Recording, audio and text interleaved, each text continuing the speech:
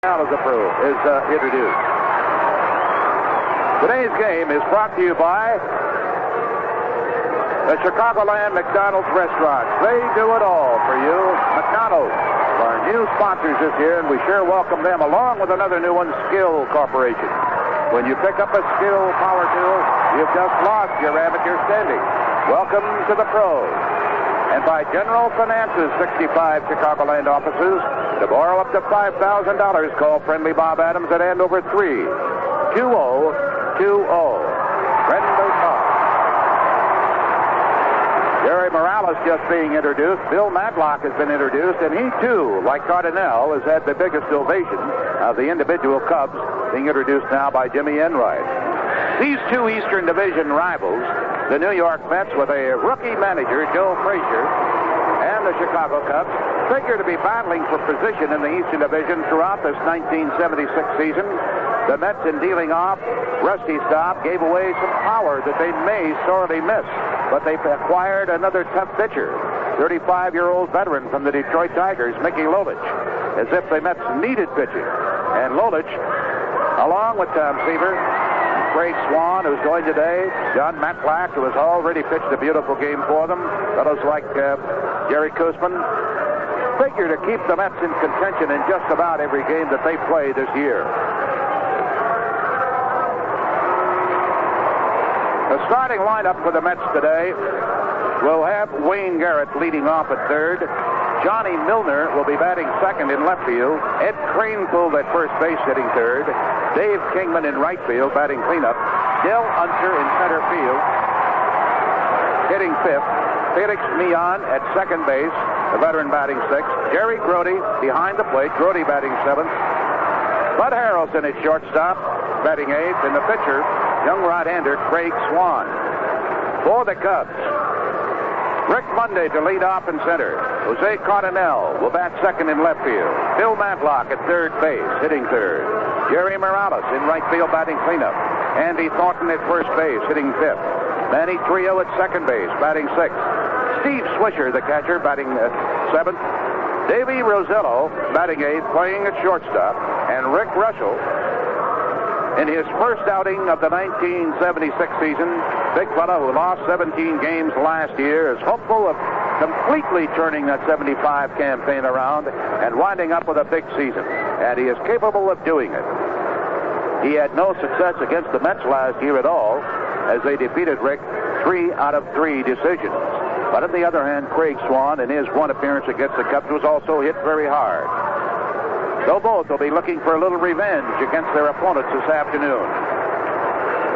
Here to sing the national anthem today with the Maine High School band, Henry Brandon's orchestra is also here, star of many motion pictures, television roles, singer and composer, opening tonight at the Contessa Del Mar, Jimmy Darren. We ask you to join Jimmy Darren as he sings our national anthem.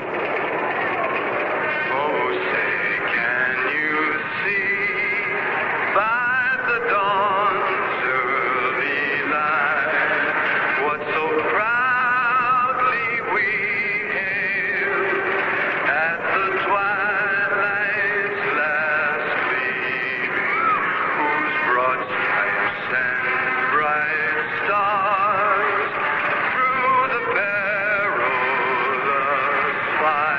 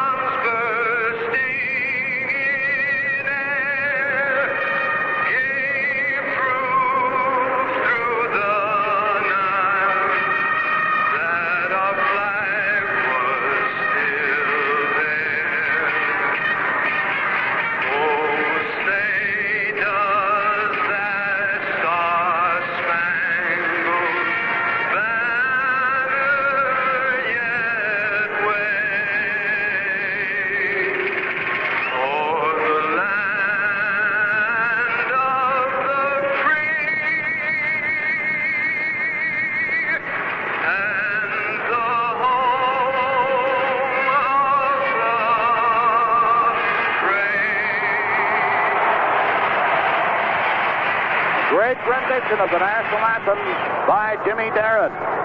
Standing in front of that microphone, in front of second base, the 86th Army Reserve is the color guard here today, and they are in the bicentennial. We see that Mayor Daley is here, sitting in the first row over on the third base side. Ernie Banks is being introduced, and he is getting a standing ovation. Number 14, doffing that blue Cub cap as he acknowledges the standing ovation he is getting from this standing room only crowd. Still one of the most colorful, talented performers ever to wear a Cub uniform, number 14, Ernie Banks. Rick Russell wound up last year a losing pitcher, 17 defeats and only 11 wins. He's going to be 27 years old on the 16th of May, and this should be the year of maturity for Rick and also Bill Bonham. His earned run average was a fairly hefty one, although not as high as many of his colleagues last year on the starting pitching staff. It was 3.73. And leading off is Wayne Garrett. So far, this left-hander is hitless in 7 at-bats. Wind up in the pitch. And he takes it to strike. And the crowd roars its approval of the first pitch of the game. Thatch Davidson, the plate umpire, that's rendered at first. Here's a windup. Russell's next pitch, a fastball swung on, and a fly ball into right field. Coming on hard is Jerry Morales. He grabs it one-handed. About 15 feet inside the right field foul line, and the first out has been recorded at Wrigley Field for the year. That'll bring up Wayne Milner, another left-hander. The first 3 batters in this Mets lineup are lefties. The first right-hander will be the cleanup man, Dave Kingman. And then you'll have Dale Unser, another southpaw swinger. Couple of right-handers, and then the switch-hitting shortstop, Bud Harrelson. So they've kind of loaded the lineup up against the right-handed pitching of Russell today. Milner, who sat out much of last year and was disappointed because of it, looks at the first pitch, a ball. Fastball down and away to Milner. He's 1 for 6 so far this year. Rizzetto deep at shortstop. Russell's next pitch, a fastball. He reaches out, fouls it back up into the upper deck behind home plate. They are standing both upstairs and down. They opened the gates this morning at 9 o'clock. And with this beautiful, beautiful day that we're having, we can see a lot of folks sitting on apartment buildings across the street. Here's a swing and a foul ball, pulled it beyond the wall on the first base side. That's the Mets side here. The lines, of course. The beautiful ivy is not yet flowered, so you just have the bases for them out there. The stems themselves. There's a pitch by Russell that is into the dirt, gets by Steve Swisher, and that levels the count at ball 2, strike 2. The Mets, like the Cubs, winners of 2 of their first 3 ball games. 1 out, the bases are empty.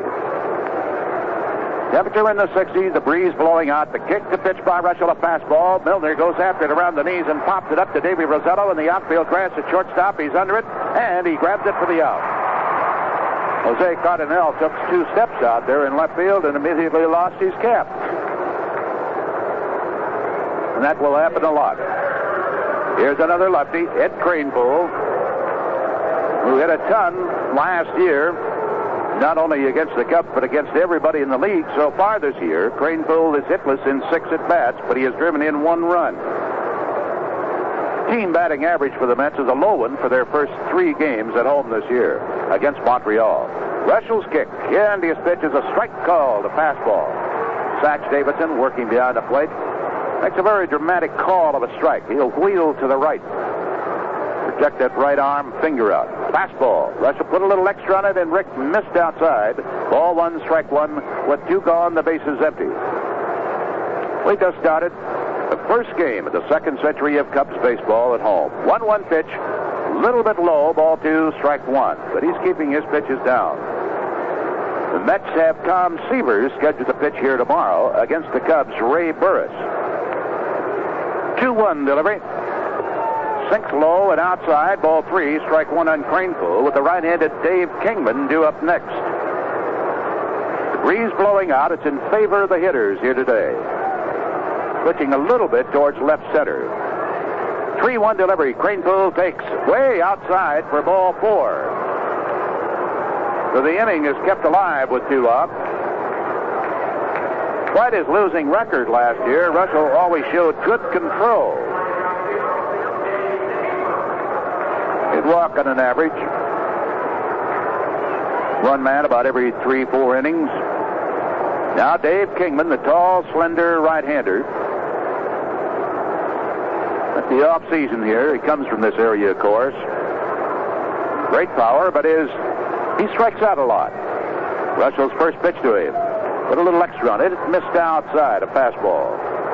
Dave, so far this year, has 2 hits, and one of them is a home run. And he will be carrying the burden of the power attack for the Mets unless they make some changes in that batting order. They don't have too many long ball hitters. He takes that one high, ball 2. But then neither the Cubs. Cubs certainly aren't packed with home run power. Runner at first with 2 out, a swing and a breaking pitch, and he pulls it foul into the Cub dugout behind third base. Kingman looking forward to a big season. They've moved him over to right field. The young Mike Vail, whom they were counting on, having suffered a fracture in a pickup game of basketball. More about that in a moment. Stretched the 2-1 pitch, gets under it, lifted that shoulder, and popped it foul into the seats on the third base side. It's back in about a dozen rows. Ball 2, strike 2 on Dave. But he struck out a lot. Last year he fanned 153 times in 502 at-bats. But he also hit 36 home runs. 27 years old.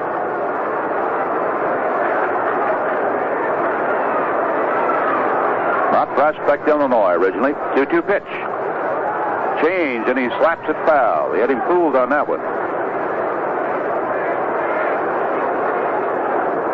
The runner at first, Ed Cranepool, is no threat to steal. He doesn't have that kind of speed. Thornton is playing with that right foot on the bag. The outfield very deep, and Cardinale is almost at the warning track in left field. He's so deep. Take about 2 steps, and he'd be back to the wall. 2-2 delivery. Swing and a miss. He jammed him with a fastball at the letters and struck him out to retire the Mets in the first inning. No runs, no hits. 1 man left on. And the Cubs come to bat for the first time at Wrigley Field in 1976 with Monday, Cardinale, and Matlock to be the hitters after a half inning, no play, no score. Our first 3 innings are brought to us by the Chicagoland McDonald's Restaurants, your official filet of fish fixers.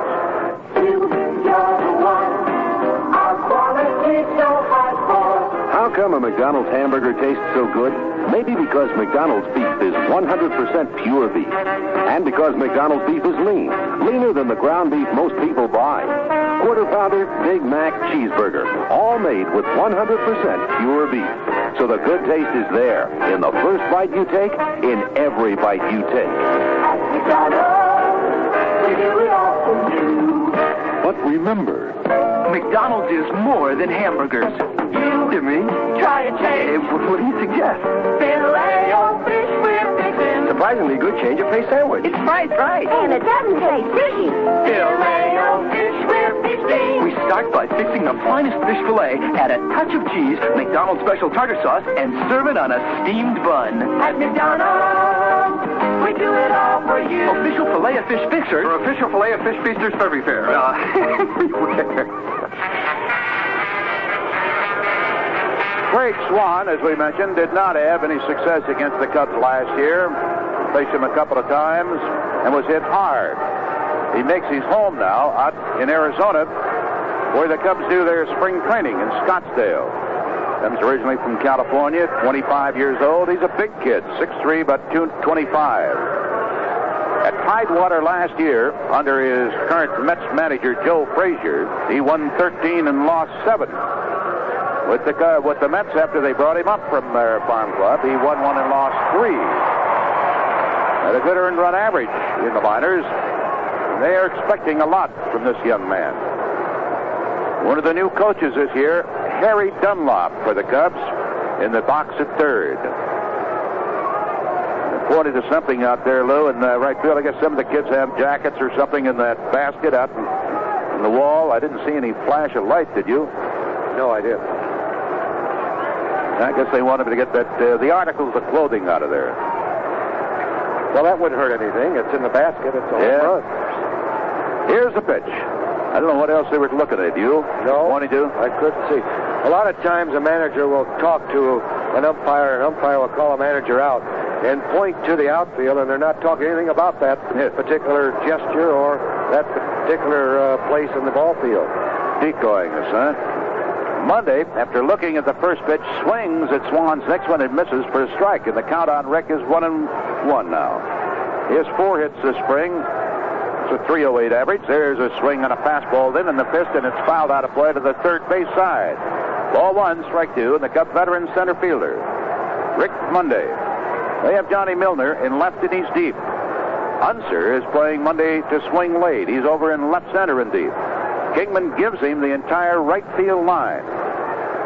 1-2 delivery by Swan. Fastball, blew it by him for strike 3. He had a good fastball that time, as did Russell when he struck out Dave Kingman. Jammed him with a good fastball. Now Jose Cardinal with 5 for 13. He's hitting .385 so far this year. Monday's average has suddenly dipped to .286 by going out on a strikeout. Swan starts the windup. Right-hander's first pitch, a little low to Jose. Ball 1. The Cubs gambled on the bases in the 3 games down at St. Louis, and manager Jim Marshall hopes that they will continue to be aggressive in running the bases. There's a swing at a high foul down the first base side. Chasing it out there is Cranepool. The veteran can't quite hold it in the glove. He had to cross over the bullpen catcher's area down the right field line. May have caught his spikes just a little bit, and also had a lot of trouble, of course, playing the wind and that sun here. And even though he had the help of his teammates in that Met bullpen, he couldn't quite get the glove under it. So Jose is still alive with a count of ball 1, strike 1. Swan, Lou, looks like he's got a good fastball. This is the quickest we've seen any pitcher, I think, including the Cardinals and the Cubs, Vince. He's very fast now. How long he'll hold that good fastball, we'll have to wait and see. Junior, who got a tremendous round of applause when he was introduced, along with the other Cubs before the game, steps back in. Here's the windup, and the pitch to the little guy. He takes it inside a fastball, too tight above the knees. Ball 2, strike 1. It said the Mets, like the Cubs, 1-2 out of their first 3 games this year. They opened at home against Montreal. 2-1 delivery. Another fastball swung on at a high foul over in the first base side again. Having trouble getting around on it. That one dips into about row number 5, just past the Mets dugout. Visiting ball clubs will be a little happier at Wrigley Field this year because their quarters, their locker room has been redone. They now have an extra room for the manager. He doesn't have to sit in a little cubicle to be interviewed. They also have put in another room where there can be interviews by the press after the game. They can take the manager or individual players in there. I guess they've carpeted, spruced it up considerably. 2-2 delivery. Jammed him with a fastball that popped behind the plate. Brody, having trouble with the sun, has the mask in front of him, or the mitt in front of him after throwing the mask away, and he makes the catch right near that Met emblem that's embedded over on the first base side, just in front of the boxes. So they're 2 gone. We were watching this pitcher, Craig Swan, bullpen prior to the game, and about half a dozen pitches, all he threw were slow curves. All we've seen here so far from him is smoke. Here's Bill Matlock. 4 hits in his first 12 at bats this year. A couple of runs batted in. Bill steps in batting .333 for the year. That's below his average of a year ago when he won the National League batting championship. Fastball to him. The right-hander takes it low and inside, ball 1. 2 out, no score. Wind up by Swan. Right-hander's next one, too low. Ball 2. St. Louis is opening at Pittsburgh today. A couple of games in the American League. White Sox at Minnesota, Cleveland at Boston, Milwaukee at Detroit. Here's the pitch. Fastball, strike called in the inside corner at the belt. He does not like Satch Davidson's call very much on that one. They're playing around to the left for Matlock. 2-1 pitch. Pushes the bunt on the third base side, but it goes foul. Gloved in foul territory by the red-headed third baseman, Wayne Garrett. So Matlock trying to get something started, trying to drop a bunt on the third base side. But the count on him now, ball 2, strike 2. Wilbur Wood going for the White Sox today up at Minnesota against Blyleven. And the Sox have taken the lead 1-0 after 1.5 innings of play. Milwaukee at Detroit. Slayton for Milwaukee. Gets Fire for Detroit. No score in the bottom of the sixth. Matlock swings, base hit up the middle. There's the first hit at Wrigley Field in the 1976 season. That's what Matlock did so frequently last year. He'd just drive the ball right straight away. He has that beautiful, compact swing. He looks so ready at the plate. Now Jerry Morales, who's batted in a couple of runs down at St. Louis. They won a ball game. He starts this day like Monday with 4 hits and 13 at-bats. Holds the bat high up over the right shoulder, drops it down, takes the pitch, a fastball too low. It is Pittsburgh 8, St. Louis nothing at the end of 4 innings of play.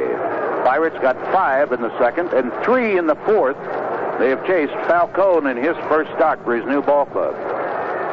Royce going for the Pirates. A swing at a foul. It's back upstairs. Out of play. Ball 1, strike 1 on Jerry Morales. And Royce just right wind up with a 20-win season for Pittsburgh. Cut back boy missed that ball as it came back down off the net. Cleveland at Boston. Dobson for the Indians against the lead. A home run in the second inning by Rico Carty for Cleveland.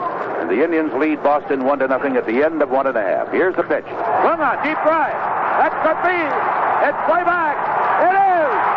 A no-rigger for Jerry Morales, and the Cubs lead 2-0.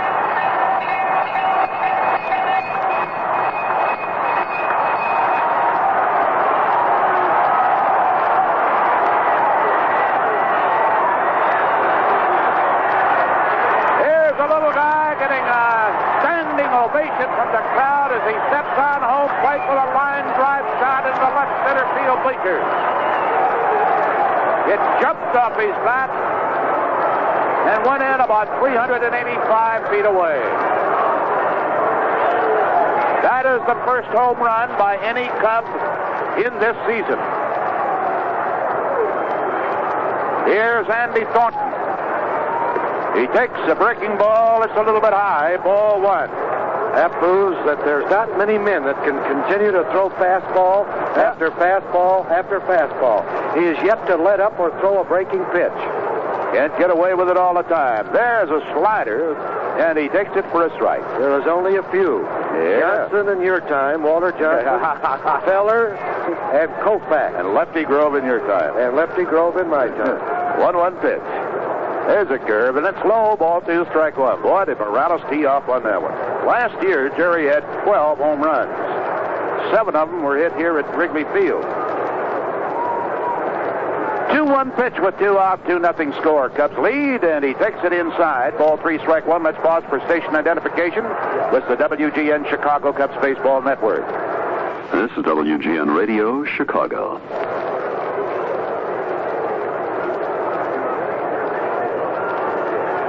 Here's the windup, and Thornton trying to go after 3-1, dipped his shoulder a little bit and got under the ball and fouled it back out of play. Ball 3, strike 2.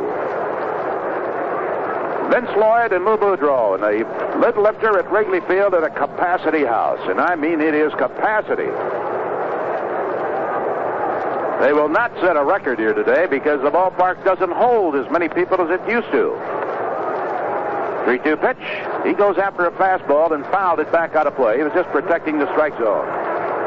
The largest opening crowd at Wrigley Field was back in 1929 when they drew 43,824. Capacity now is about 6,000 less than that. Just under 38,000. Here's a swing, and he lifts a high fly ball. Del Unser, the center fielder, coming in. He's under it. He's got it. And the Cubs are retired in the first inning. But a 2-out single by Matlack, followed by a line drive, bell ringer, off the bat of Jerry Morales. The Cubs have taken the lead. Nobody left on. At the end of one, it's the Cubs 2 and the Mets nothing. I was on a girder above the city having my breakfast. You're the one. I had my breakfast at my daughter's nursery school. I didn't eat. You've got no time to tarry. You're the I one. brought you an egg with nothing. Any breakfast you can carry. I brought this from McDonald's on the bus. Thanks, I don't want any cold breakfast. Look. McDonald's breakfast tastes hot and good. Now you can eat a big breakfast where you never could. No, really, it's my breakfast. Would you like to share it with me? Sure. What do you got? McDonald's hotcakes and sausage, egg McMuffin, and scrambled eggs and sausage are more than just delicious and inexpensive. They're portable. Thank you. That's a terrific breakfast. Yeah. What are you doing for dinner? Our new packaging lets you pick up breakfast on the way to work and know it'll be hot and good when you get The there. best thing about this McDonald's breakfast, no matter how far I carry it, it's still a McDonald's breakfast. What a luxury. McDonald's breakfast tastes hot and good. Now you can eat a big breakfast where you never could at McDonald's. Hot breakfast. All right, who's been having breakfast on top of the Mark 7 calculator? We do it all for you.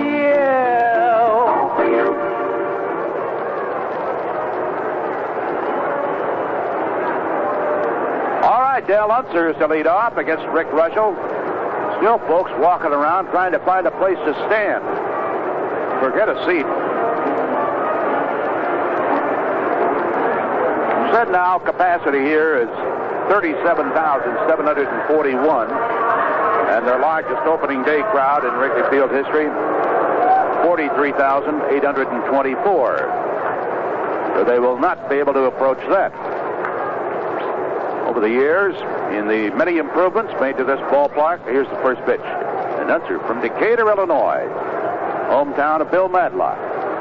Takes the fastball high.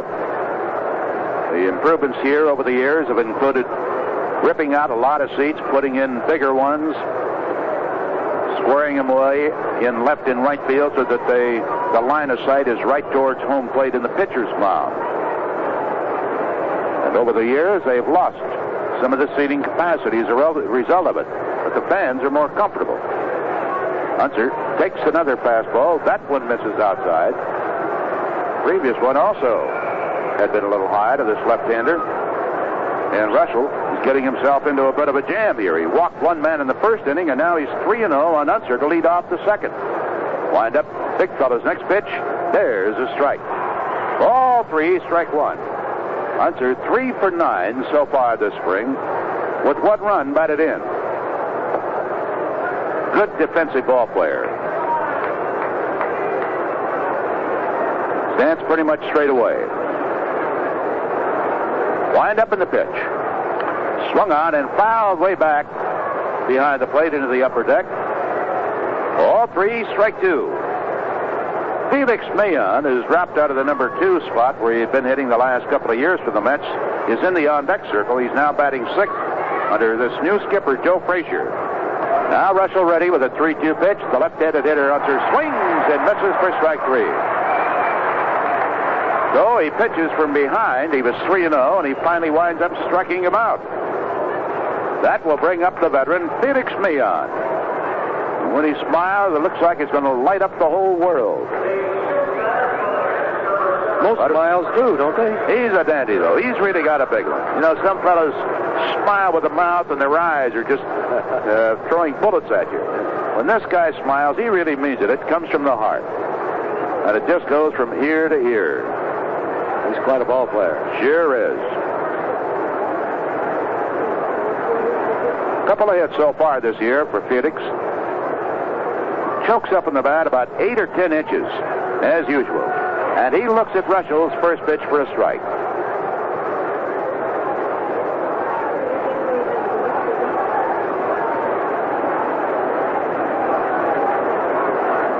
Russell winds. He goes after a high pitch. One hopper to Matlack. He spears it over his head. Throws to Thornton. Right on target with that toss.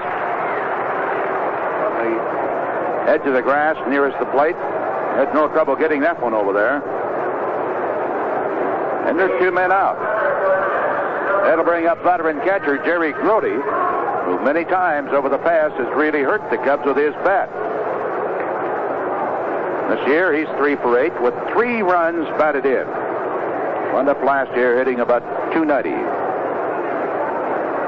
Right-hander, straightaway stance. First pitch to him. Drive, deep left field. Cardell going back. It is in play, high off the vine. Brody just grounding first. I was looking at the ball, and he must have waited to watch a home run, which did not develop. Cardinal played the carom shot perfectly off the fence over the vines in left field, and Brody is held to about a 370-foot single. Berg, how are you? Hey, just get up. I'd like about 6 box seats. A little sunshine, please. Yeah. Can you believe this crowd? Oh, isn't that beautiful? I was downtown giving a speech, and I had to muscle my way in here, but I wouldn't miss this for anything. I think Mayor Daley and Mr. Howell will have to leave after the 5th inning. You can go down there and take their seat. Yeah.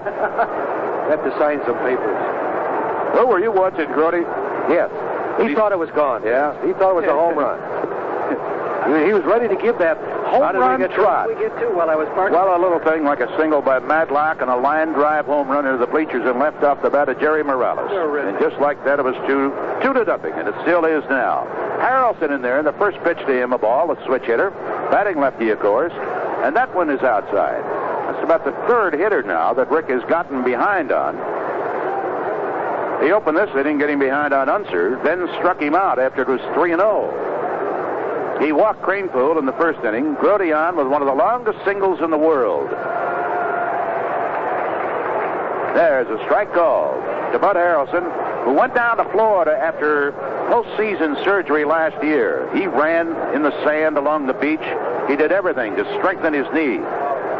And he is hopeful of being able to play about 150 ball games for the Mets this year. Wiry Texan, tough competitor, but he has been plagued throughout his career with a series of injuries. But he says now his knee, after the work he did this winter in Florida, is in excellent shape. Now the pitch.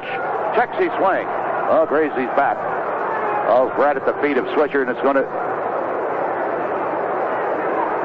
Third base umpire has asked for the appeal on it, and he indicates no, it did not graze his bat. It's going to be ball 3, strike 2. Runner at first with 2 out. That runner is Grote. With a tremendous line single high off the wall in left field. Yeah, single. Russell ready with a 3-2 pitch. Runner goes. It's too high for ball 4, and the Mets have the potential tying runs on base. With the pitcher, Craig Swan, moving into the batter's box.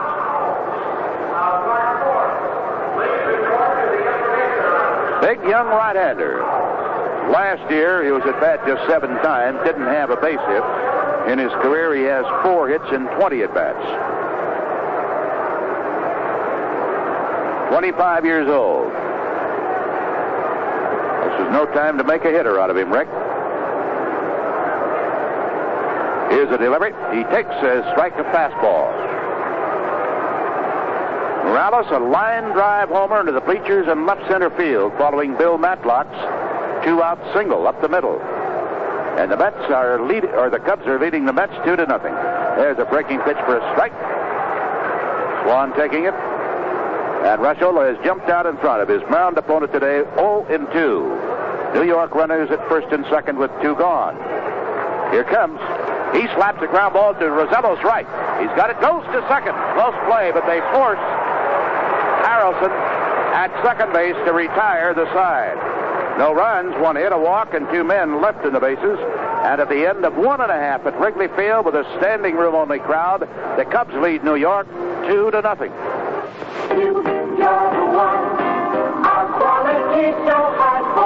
How come a McDonald's hamburger tastes so good? Maybe because McDonald's beef is 100% pure beef. And because McDonald's beef is lean. Leaner than the ground beef most people buy. Quarter Pounder, Big Mac, Cheeseburger. All made with 100% pure beef. So the good taste is there. In the first bite you take, in every bite you take. At McDonald's, we do it all for you. But remember, McDonald's is more than hamburgers. You mean? Try a change. What do you suggest? Filet-O-Fish we're fixing. Surprisingly good change of pace sandwich. It's priced right. And it doesn't taste fishy. Filet-O-Fish we're fixing. We start by fixing the finest fish fillet, add a touch of cheese, McDonald's special tartar sauce, and serve it on a steamed bun. At McDonald's, we do it all for you. Official Filet-O-Fish fixer. For official Filet-O-Fish Feasters for every fair. Everywhere.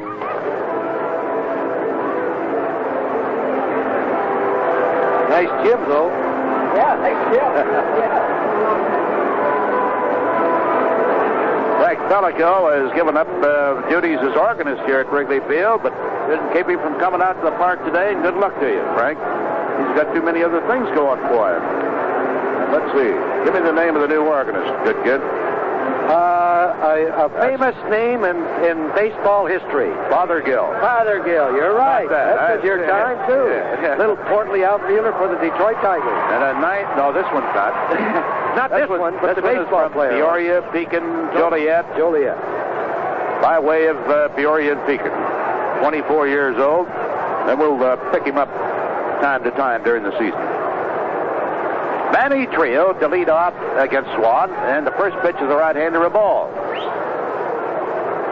Manny, with 5 for 13 so far this year, has driven in 3 runs, and he's won 1 game with his bat. Here's a swing and a line drive left field. Milner, cutting over into left center, reaches up one-handed, nonchalants it for the out. That'll bring up Steve Swisher. Going to report again that Randy Hundley worked out with the Cubs yesterday, worked out with the Cubs this morning, caught a lot of batting practice, took some batting practice himself, says his knee feels great. He is waiting to see whether or not waivers have cleared on him. He thought they should be cleared by this afternoon. And then he will sit down sometime to talk with general manager of the Cubs, Salty Saltwell, to see whether or not the Cubs might be able to use him. That's the rebel Randy Hundley we're talking about.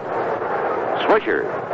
Jam to the pitch, pops it up down the left field side. It's going to be grabbed by Milner in fair territory. This time he two-hands it. And they're 2 gone. In the first inning, after Monday struck out, Cardinale fouled out DeGrody, the catcher. Matlock singled up the middle, and Jerry Morales, a bell rigger. And to the seats in left center field, and the Cubs are leading 2-0. Now with 2 out, Davey Rosello, 2 hits and 10 at-bats so far, steps in. Young Craig Swan delivers. There's a curve that's into the dirt. Ball 1. Well, is Pittsburgh having fun? Oh. Give it to you in a moment. Fastball. It's cut the inside corner of the belt. They got 5 runs in the second. They got 3 in the fourth.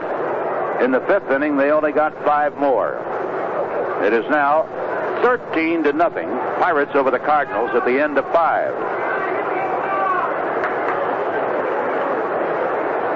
Welcome to Pittsburgh, Red Chain Deans. The ball 2, strike 1. Rosello fouls the fastball.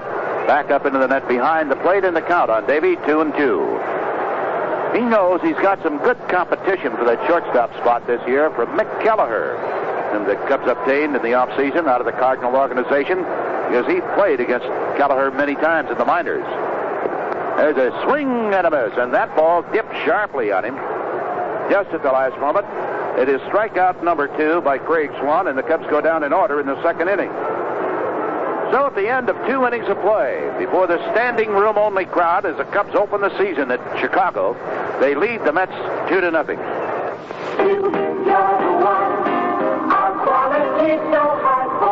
How come a McDonald's hamburger tastes so good? Maybe because McDonald's beef is 100% pure beef. And because McDonald's beef is lean. Leaner than the ground beef most people buy. Quarter pounder, Big Mac, cheeseburger. All made with 100% pure beef. So the good taste is there. In the first bite you take, in every bite you take. We do it all for you. But remember, McDonald's is more than hamburgers. You mean? Try a change. What do you suggest? Filet-O-Fish we're fixing. Surprisingly good change of pace sandwich. It's priced right. And it doesn't taste fishy. Filet-O-Fish we're fixing. We start start by fixing the finest fish fillet, add a touch of cheese, McDonald's special tartar sauce, and serve it on a steamed bun. At McDonald's, we do it all for you. Official Filet-O-Fish Fixer. For official Filet-O-Fish Feasters February Fair. Everywhere. Well, the Mets have batted around here in Chicago this year. Now Wayne Garrett, their leadoff man, carrot top southpaw swinger, will step in. He flied out the right field his first time at bat. Hit 266 last year. Right now he's hitting 0-0-0. Russell has walked two men, allowed one hit, a line single off the wall that Brody thought was going to be homer. There's a swing, and he bounces one over the pitcher's mound. Trio coming in. He picks it up, throws to first base in time for the out. Then he's slanting in towards the mound to his right. Made a fine pickup and play. Has that very, very quick release. Buck, how are you? Mr. Buck Beaton, the Cubs' new public relations manager. You got an announcement? Catcher Randy Hundley. Hey, here it is. Has been signed by the Cubs and will be in uniform for tomorrow's game against the Mets. How about that? Well, now we got congratulations to Randy. Pitch to Milner. Swung out, a drive down into the right field corner. It's going to be in for extra bases. It bounces off the big double door to Jerry Morales. Picks it up, and Milner jogs into second base with a long line drive double. That is their second hit of the day. Milner's first two base hit this year. And with one out, a left-hander, Ed Craneful steps in. It was prior to the 1966 season that the Cubs first acquired Randy Hundley. There's a swing and a ground ball, fair territory down the first base line. Thornton cannot make the play on it as he had to cross the line. Milner advances to third. It looked like it was going to be foul. I thought Thornton played it as if he thought it was foul. Yeah. First base umpire Rennert was pointing fair and apparently hollering fair. Thornton had to go over behind the coach's box to retrieve the ball. And Craneful was walked in his previous trip up today, now has an infield single back at first base, and the runners are at first and third with Dave Kingman, the batter. And he's got the power to propel the Mets into the lead. He looks at the first pitch, a strike, and Russell has to bear down on this guy, and he knows it. He struck him out as he jammed him with a beautiful fastball in the first inning. New York runners at first and third with one away in the top of the third inning. The stretch by Rick. Wheels delivers a fastball. Blew it by him again. Jammed him right at the letters with it. Strike two count of this tall right-hander.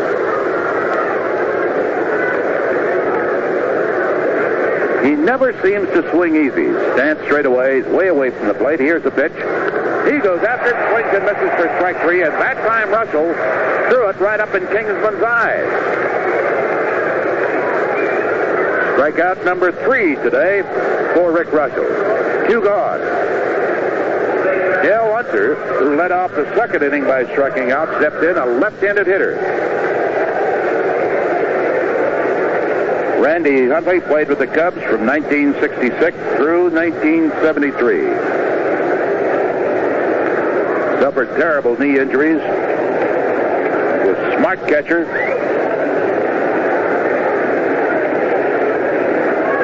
That one is too high. Ball one to Unser. Louis should be able to help Steve Swisher tremendously with his guidance and counsel. Savvy. And nobody knows the National League hitters any better than Randy, so he should also help the pitching staff considerably. Great student of the game. Pitch swung on. He throws his bat out. Grounds one to Rosello. Should retire the side. Throws to Trio. They get the fourth play, and they're out of the jam. Craneful forced at second base. Rosello to Manny Trio. No runs, 2 hits. 2 men left in the bases. And now at the end of 2.5 innings of play, with a standing room only crowd on opening day at Wrigley Field, the Cubs continue to lead the Mets 2-0.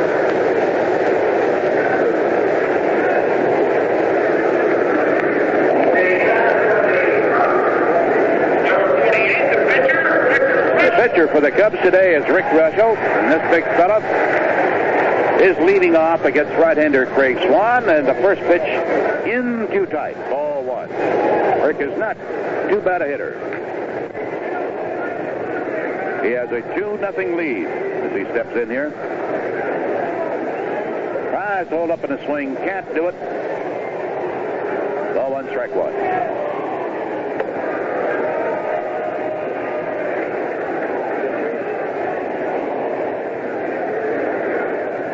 Craig in the windup, 1-1 delivery. Curve, and he chops it out in front of the plate. Grody out there, picks it up, whirls and throws, and he's got him. A fine play by Jerry Grody. As Russell chopped down on that curveball.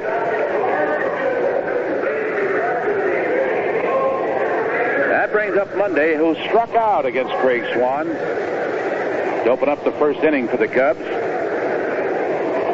The homer by Morales, the Cubs' first of the year.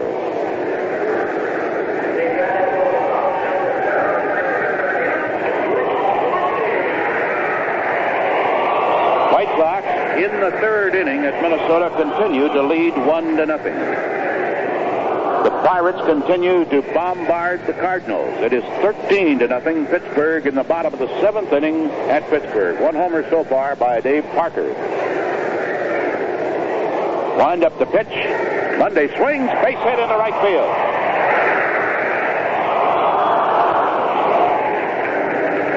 Hit number 3 for the Cubs. And that brings up Jose Cardinal, who fouled out to the catcher. And this is the patented situation where the patent hit and run play could be used with Jose at bat. Randy Hundley has stepped in there to the booth. Randy, come on down here.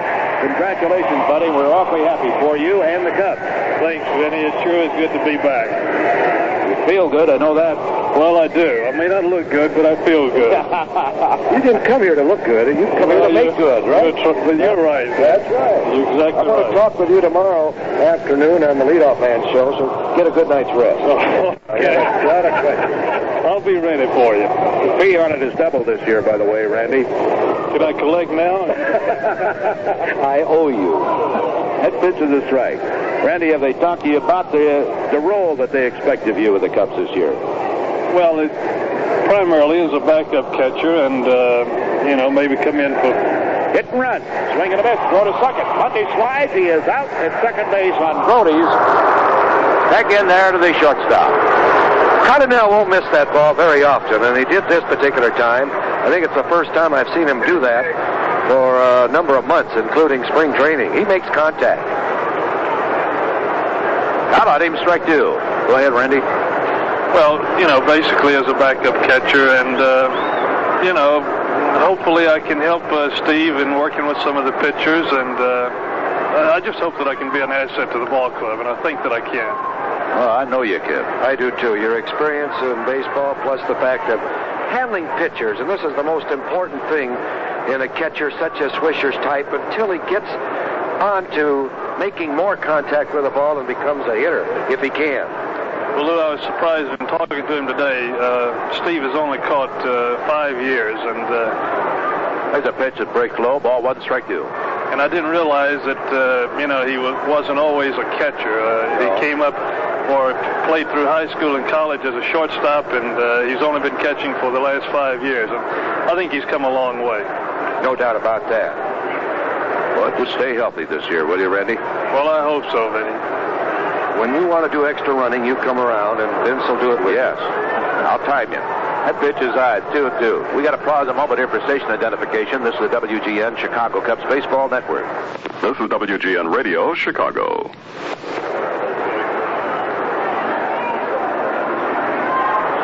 Here's a fastball. Hit, swung on, and fouled. Back out of play. Ball 2, strike 2 on Jose Cardinal with the bases empty, 2 out. We'll be talking with Randy Hundley, who has signed a contract with the Cubs, and he'll be in uniform for tomorrow's second game between the Cubs and the Mets, and that sure is good news. Not for everybody, because somebody has to be cut to make room for him on the roster, either Hosley or Mitterwald. 2-2 pitch, curve, checks his swing, ball 1 into the dirt. Don't think it hit his bat, maybe it did. Scoreboard still showing 2-2. Vince Lloyd and Lou Boudreau It did not hit his bat. It is 3-2. Al Aldrich, your engineer, who's been here since last October waiting for this opening day, had the microphones hot. And some sandwiches ready? Well, they were ready for him. Oh, he took care of me, too. I got some bread. I got the whole out of that donut. 3-2 pitch. Cardinal takes. There's ball 4.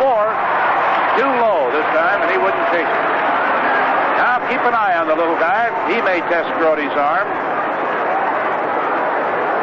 He was really the only legitimate base stealer the Cubs had last year. They may not have anybody besides him this year. That remains to be seen. But I can guarantee you this, if they play like they did in Arizona and down at St. Louis, they'll be going from first to third with what they call the old cliche, reckless abandon, and they'll see some guys trying to score from first base on singles. Matlock swings, grounds one to the shortstop, Harrelson. He's got it, throws to Millan. And Cardinal is forced to retire the side. Bill went after the first pitch. At the end of 3, scoring story is all wrapped up in the first inning. Matlock single, Jerry Morales' homer. It's the Cubs 2 and the Mets nothing.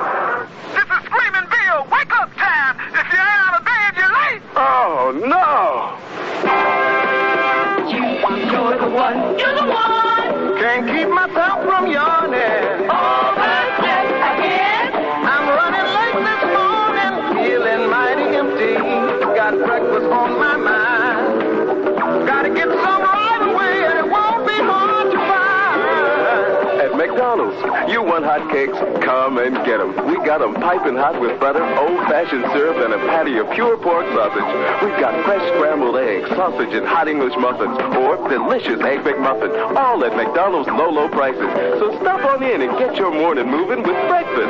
At McDonald's. Yeah. We do it all for you. McDonald's breakfast show is good. Yeah. We do it all for you. McDonald's breakfast show is good. Yeah. We do it all for you. McDonald's breakfast show is good. Fans, our first 3 innings have been brought to us today by the Chicagoland McDonald's Restaurants, your official Filet-O-Fish fixers. And here's a little old fixer for us as we go into the 4th inning. Old number 5, Lou Boudreau. Thank you, Vincent. Cubs lead 2-0 on Morales' home run in the first inning with Matlock on first. That coming after the first 2 men made out.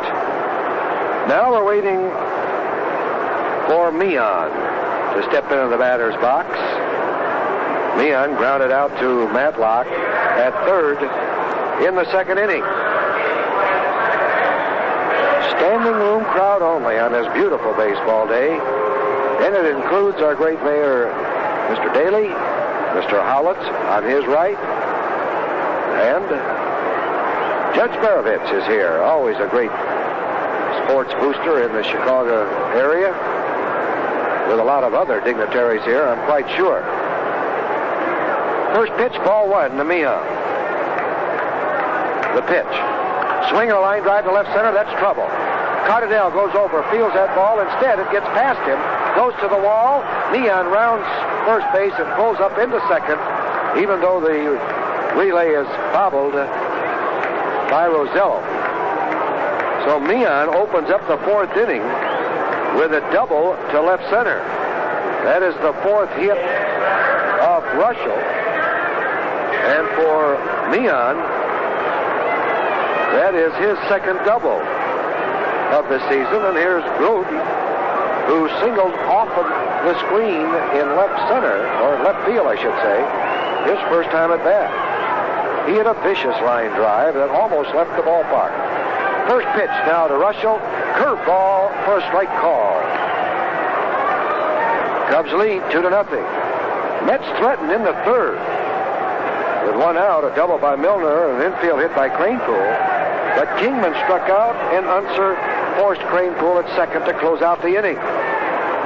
Russell wants another sign from Swisher. Tomorrow, these same 2 ball clubs meet. Mets and the Cubs. Burris against Seaver. There's a curveball for a strike called, and Brody let it go by. And that was a high one. He wishes he had that one back. Nobody out here in the top of the 4th inning. Here's the 2-strike pitch. It hits him. Russell tried to waste the ball inside, but he got it too far inside. And all Grody did was turn his backside to it, and it hit him. So that puts runners on first and second. Nobody out. And Harrelson, the hitter. The pitcher due up next. No action in the Mets bullpen. Matlock, third baseman, playing as if Harrelson may bunt. I doubt it in this situation. Here's the stretch by Russell. The pitch, he is going to bunt, takes the pitch high. Ball 1. Whether he was going to or not, we don't know, but he did choke up on the bat as if to bunt. Now time is called because the Cubs had a defensive play on, whereas if Harrelson did bunt the ball, Rosello was to take the throw at third to force me on. Now the Cubs are talking this play over. Whether they repeat it or not, it will have to come from a sign in the dugout from manager Marshall. Rosello returns to shortstop. Matlock on the infield grass at third. Thornton is playing in front of Grody, expecting a bunt. Russell is ready. The stretch. Here's the pitch. He swings and lines a base hit to right field. In comes Mian. Morales has the ball. He throws to second. Everybody is safe. The score now 2-1. I did not feel that Harrelson would bunt or sacrifice with the pitcher coming up next. Consequently, he faked on the first pitch. And what this did was to set up a fastball thrown by Russell. And all Harrelson did was singled into right field to drive in Mian with the first New York run. And it drove Grody to third. Now here is Swan at bat. We have action now in the Cubs bullpen. Time is called. Yost, third base coach, wants to have a chat with Swan. Schultz and Paul Russell. Paul Russell, right-hander. Schultz, a left-hander. Cubs are in trouble. Runners on first and third, nobody out. The infield, all except Rosello, in on the edge of the grass. Rosello about halfway. First pitch to Swan, he's going to bunt. He bunts it foul. It was not the squeeze, it was merely a sacrifice, trying to keep away from hitting into a double play. Cubs lead has been cut to 1 run. It's 2-1.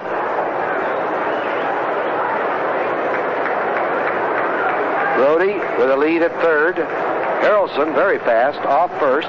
Here's the pitch, another attempted bunt, but he pulls back the bat as the ball curves outside, ball 1. Thornton is coming in very fast from first base, charging, hoping that the ball will be bunted to him where he can force Harrelson at second. That would keep a double play in order. Here's the pitch by Russell. Swan's going to swing. He fouls it out of play. Tried to hit the ball past the charging Thornton. Now the count is 1 ball, 2 strikes. Nobody out. 1 run in.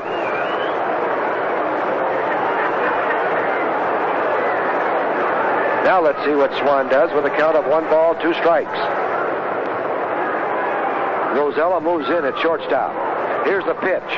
Curveball, and he swings and hits one deep and foul. Down the left field line. Russell really hung that curveball in and high.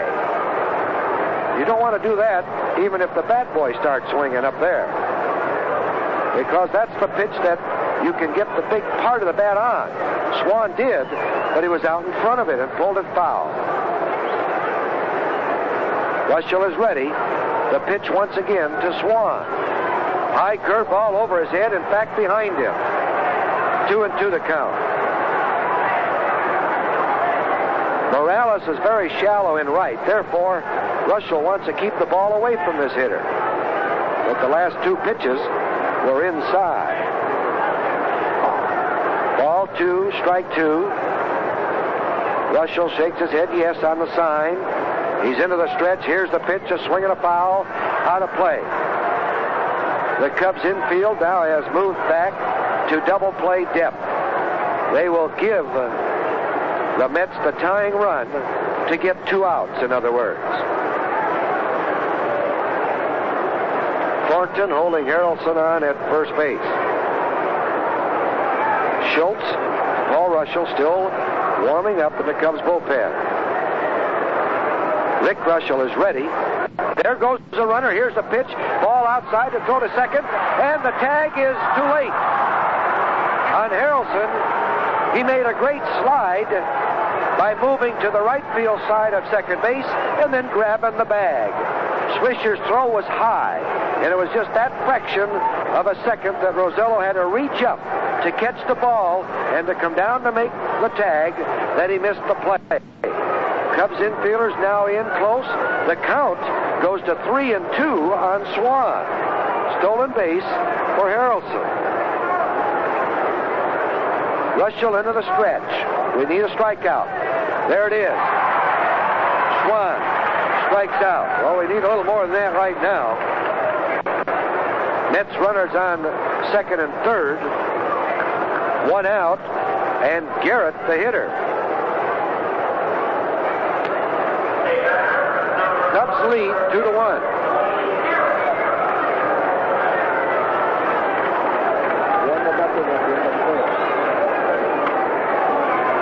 Garrett, left-handed hitter. He takes the first pitch. Ball 1.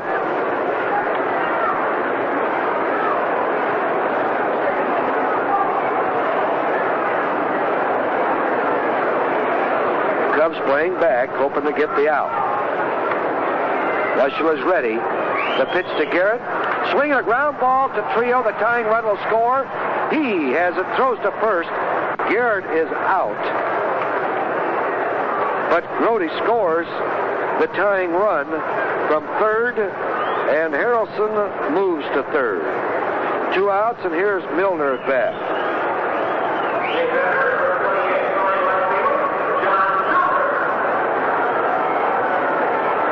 Milner doubled in the third inning, popped out in the first. Lined up in first pitch to him. Curveball for a strike call taken by Milner. We have a brand new ball game. Cubs 2, Mets 2. We're in the fourth inning. Harrelson on third. The pitch by Russell. Led up, a swing, a fly ball deep to center field. Monday going back, still going back. It's over his head. It's against the wall. Harrelson comes in and scores the lead run. Milner pulls up at second base with his second double of this ball game. And his first RBI of the season. And in doubles, Milner now has 2. Mets have taken a 3-2 lead. 3 hits here in the fourth inning, but the hit batter really hurt. Russell had 0-2 on him. And he hit Grody. He eventually has scored. Here's a check swing by Cranepool. Ball 1. Mets now with 6 hits. Milner on second base. 2 outs. Russell checks Milner at second. Kicks and delivers. Curveball low. Ball 2, no strikes to Cranepool.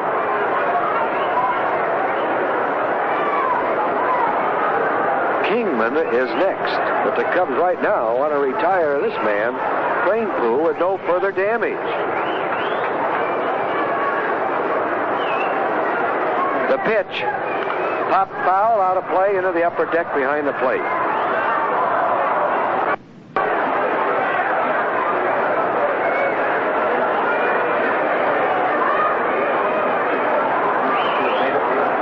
A correction by Western Union.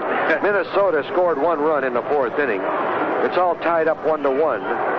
White Sox against the Twins. Why don't we just make a record?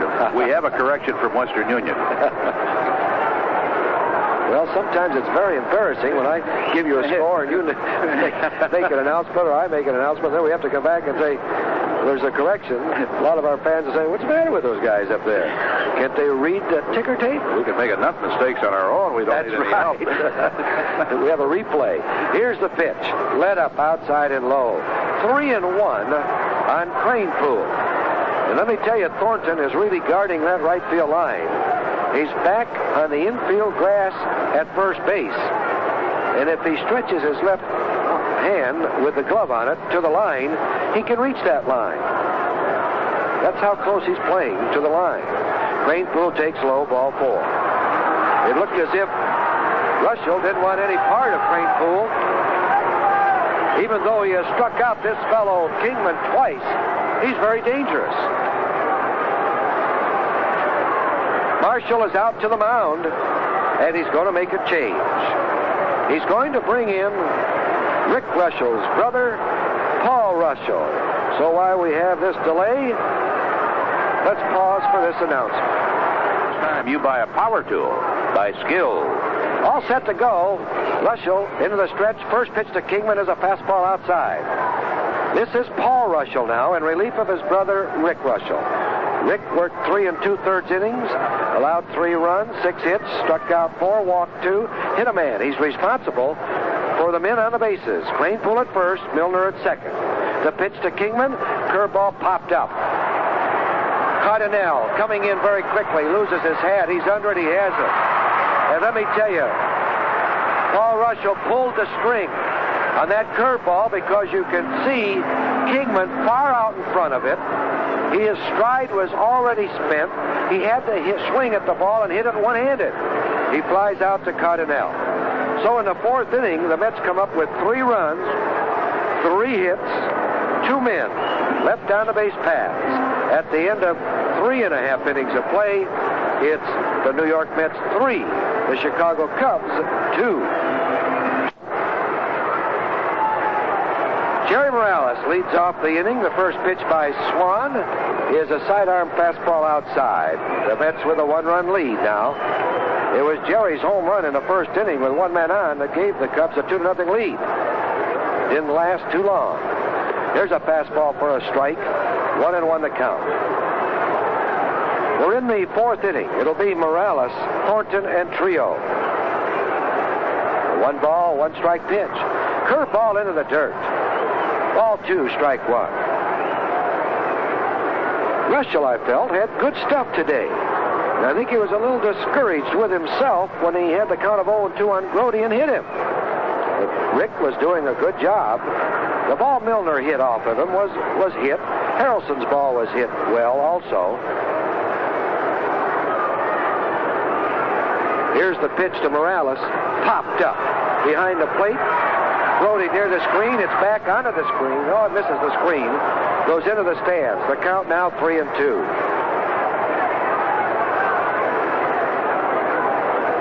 White Sox 1, Minnesota 1. At the end of 4.5. Here's the 3-2 pitch by Swan. High. Ball 4. All right. That's the second walk issued by Swan. Let's see if we can take advantage of it. Andy Thornton, who flied out to Unser in center field, steps in the batter's box.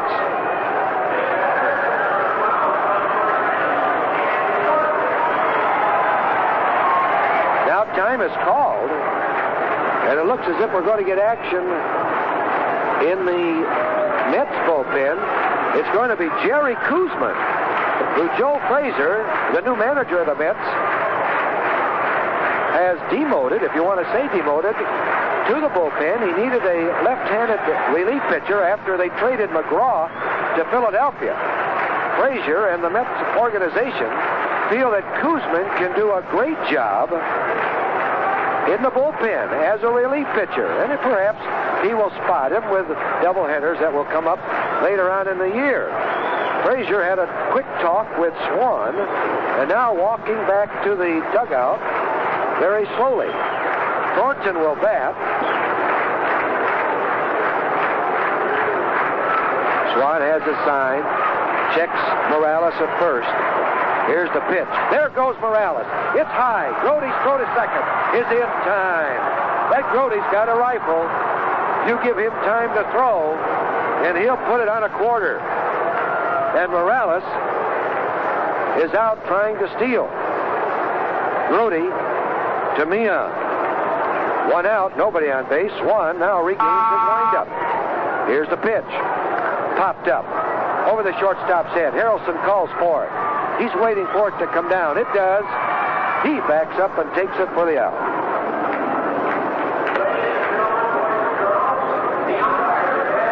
Now we're having the announcement.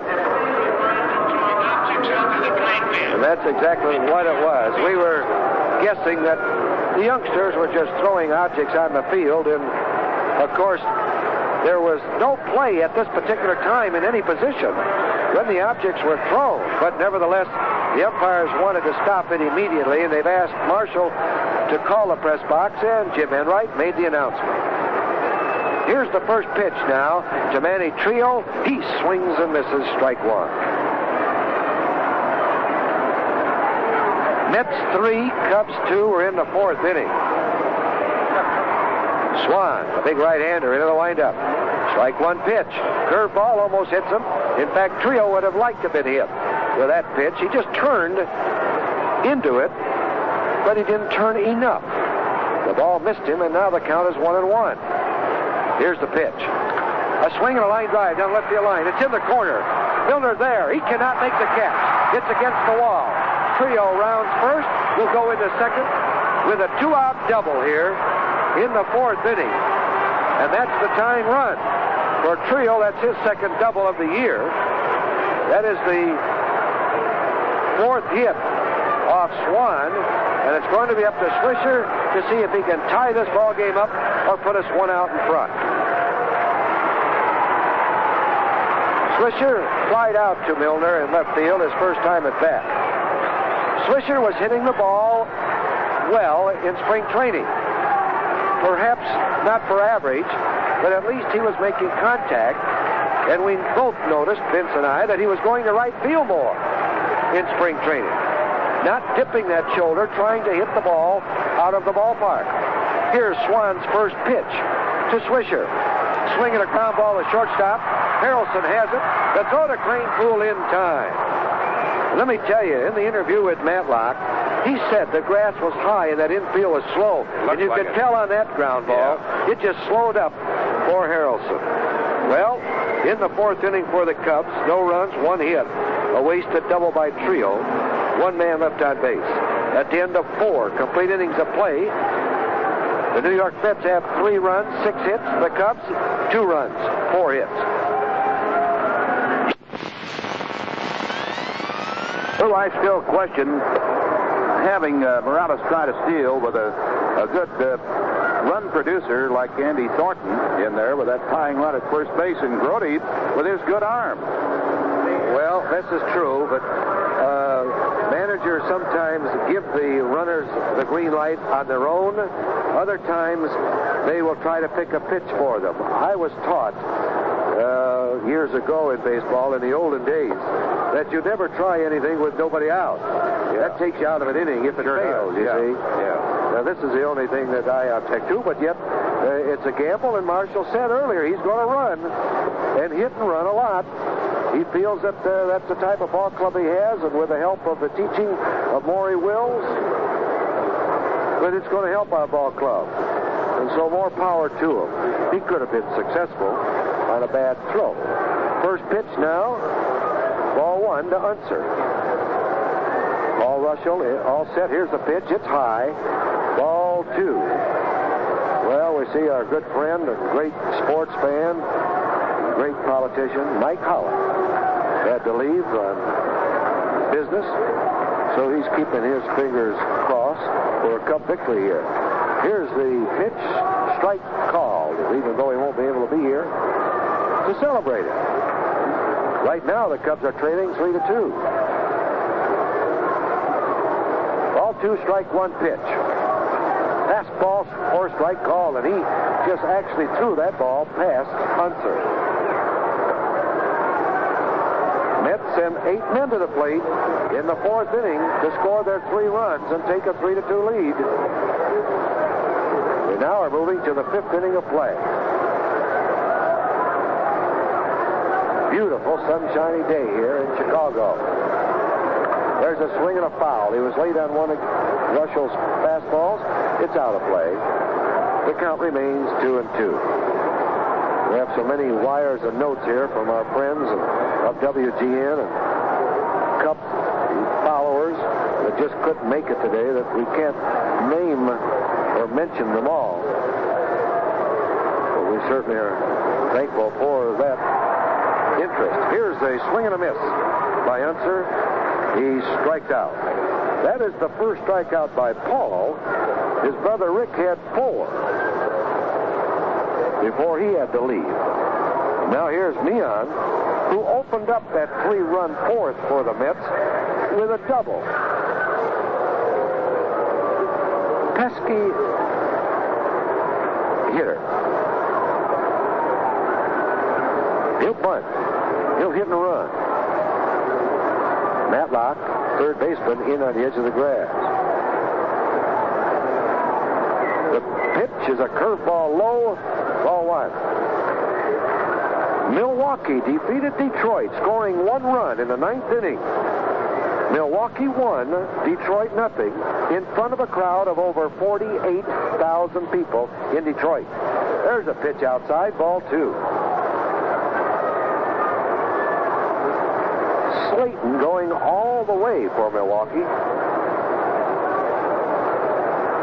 Russell into the windup. Here's the pitch to Meehan. Fastball, low, missing. It's ball 3, no strike.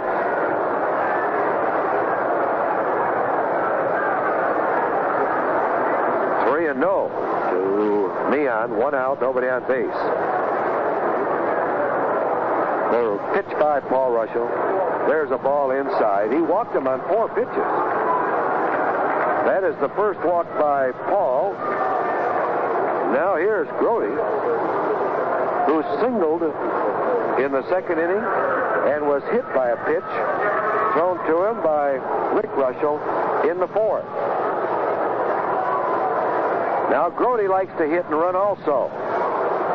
He's hitting 7th. Whereas he could aid his ball club by moving the runner along for the 8th place hitter, which is Harrelson. Here's the stretch. There he goes. Here's the pitch, foul. The hit and run was put on immediately. And this is what a catcher and a pitcher has to realize in making a mental book on every individual. Does he hit and run? Does he like to hit and run? Does a manager like to hit and run? Who's on first? Who's on second? 1 out. Neon with a lead. The stretch by Russell. The pitch to Grody, a curveball for a strike call, a beauty. 0-2 the count. Cardinal is one who will hit and run with 2 strikes. There's not many batters that like to hit and run with 2 strikes on them. They only have 1 strike left, and they don't like the manager to take that bat out of their hands. Here's the swing. Oh, a blooper over the second baseman's head into right field for a base hit. It looked like Grody was hit on the fist. He swung as hard as he could, but that ball just blooped like a dying quail over Trio's head in short right field for a Texas leaguer. It moves Harrelson to Neon to second base and brings up Harrelson. That's the first hit of Paul Russell, the 7th for the Mets. So we don't want to give them any more runs. They're leading by 1 right here, 3-2. Harrelson will be followed by Swan, the pitcher. 1 out. The Cubs need here is a double play. First pitch, fly ball into left center. Monday's playing him perfectly. The ball reaches Monday and he grabs it for the out. That is position play. Monday didn't have to move for that ball off Harrelson's bat. 2 outs, and here is Swan. Now this is the time that a veteran infielder should remind his pitcher, don't ease up, bear down, get the 3rd out. Because it's just natural for a pitcher to ease up on his pitching opponent who is facing him with a bat in his hand and not too good a hitter. The pitch, high, and Russell didn't ease up on that one. He had a good fastball. 1 ball, no strike. This is what you mean when Vince and I say about a veteran infielder or outfielder or a catcher, to just remind his teammate of what's going on. The pitch, a swing and a foul down the right field line. Scattered him in the bullpen, but it went into the stands. 1 ball, 1 strike. Mets 3, Cubs 2. Top of the 5th. Mets have 2 runners. Meehan at second, Grody at first. 2 outs. Here's the 1-1 pitch by Russell. Curveball for a strike call. 1 ball, 2 strikes now.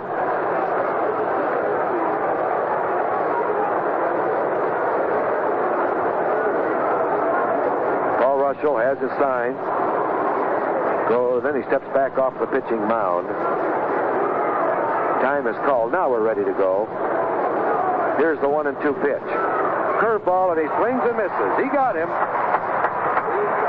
And that's his second strikeout of the inning and of the game thus far. In the 5th inning, no runs, 1 hit.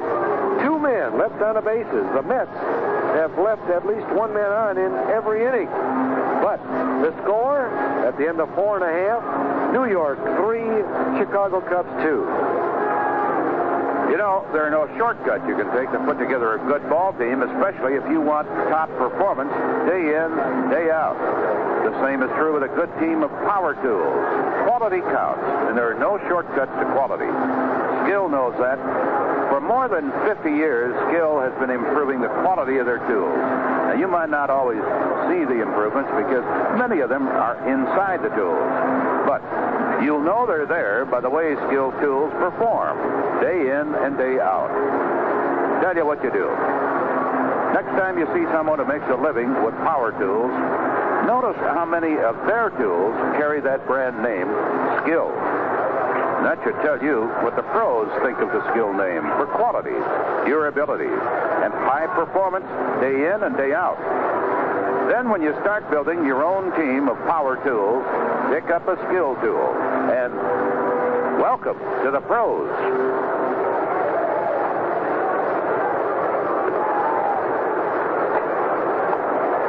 All right, we need 1 run to tie, 2 to go out in front. Be nice to have a big inning. Here's Rosello, the 8th man in manager Marshall's lineup today. He'll be followed by Paul Russell, I should say, who's taking his spot in the on-deck circle. Here's Swan's first pitch to Rosello. Outside, ball 1. Rosello today struck out in his only appearance at the plate in the 2nd inning. 1 ball, no strikes. He swings and misses. Strike 1. 1-1 to count. The Mets play Rosello straight away. Kingman far off of the right field line. There's a strike called, a sidearm fastball, knee high. 1 ball, 2 strikes.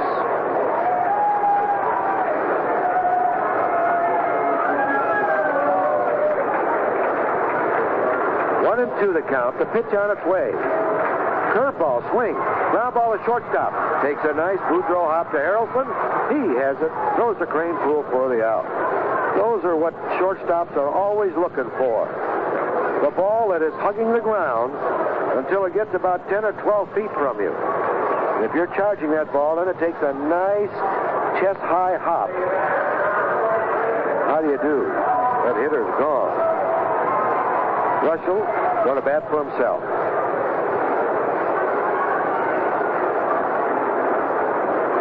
First pitch, inside, ball 1.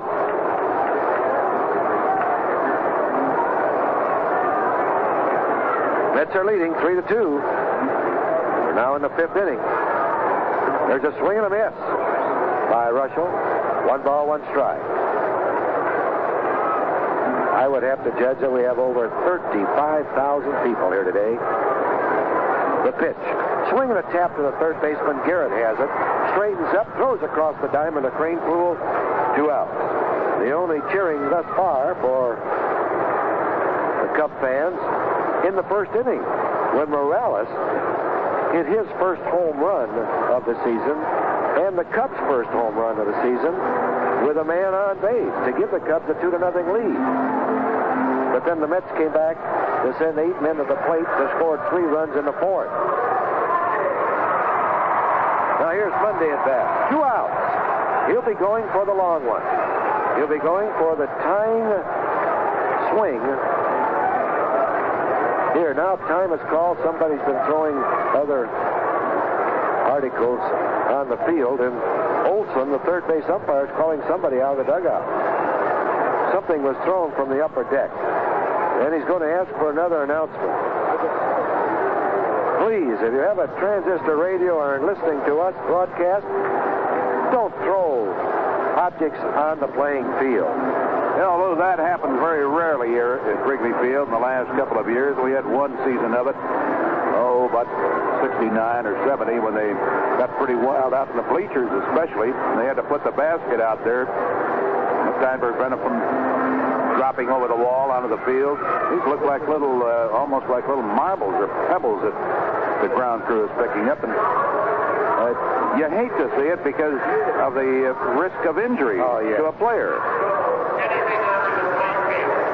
Remember the incident we had in Pittsburgh and in Shea Stadium? But yes, Pittsburgh particularly a couple of years ago. I'll never forget the sight of Danny Murtaugh going out to second base with a Turkish towel around his neck and imploring the fans in Pittsburgh with his hands upraised to please stop throwing the debris out there in the field. And they doggone near cost the Pirates that ball game. They came very near having to forfeit the game. There's no benefit whatsoever that will come from it. I can't understand why. The only benefit that will come from it, that some of the people get rid of some of their garbage. That's about it. They have, or they warm up their arms. But injuries can become very serious on objects thrown from any distance and from any height. Here's a pitch. Curveball high to Monday. You're here to enjoy the ball game, and let the other folks enjoy it too. Ball 1 pitch. It's outside and high. Ball 2, no strikes. 2 outs, nobody on base. 5th inning. Here's the pitch. There's a strike, a fastball right down the middle. Mets 3, Cubs 2. 5th inning. The pitch to Monday. Fastball, and he swings through it. Strike 2. 2-2, the count. Monday struck out to open up the ball game in the first inning. And then he singled into right field in the third. Here's the 2-2 pitch by Swan. He swings and misses, and he gave him a little extra on that pitch, and it was in a perfect spot, high and inside. Monday strikes out. That's the third strikeout for Swan. In the 5th inning, no runs, no hits, nobody left on base. At the end of 5, it's New York Mets 3, the Cubs 2. But now we're going into the 6th inning. Reliever Paul Russell facing the top of the batting order, Wayne Garrett. Lined up by the right-hander, first pitch a curve. It stays high and outside, ball 1. He came right over the top with it. Paul relieving his brother Rick in the 5th inning. Wind up, fastball. It's too high, and he's behind 2-0.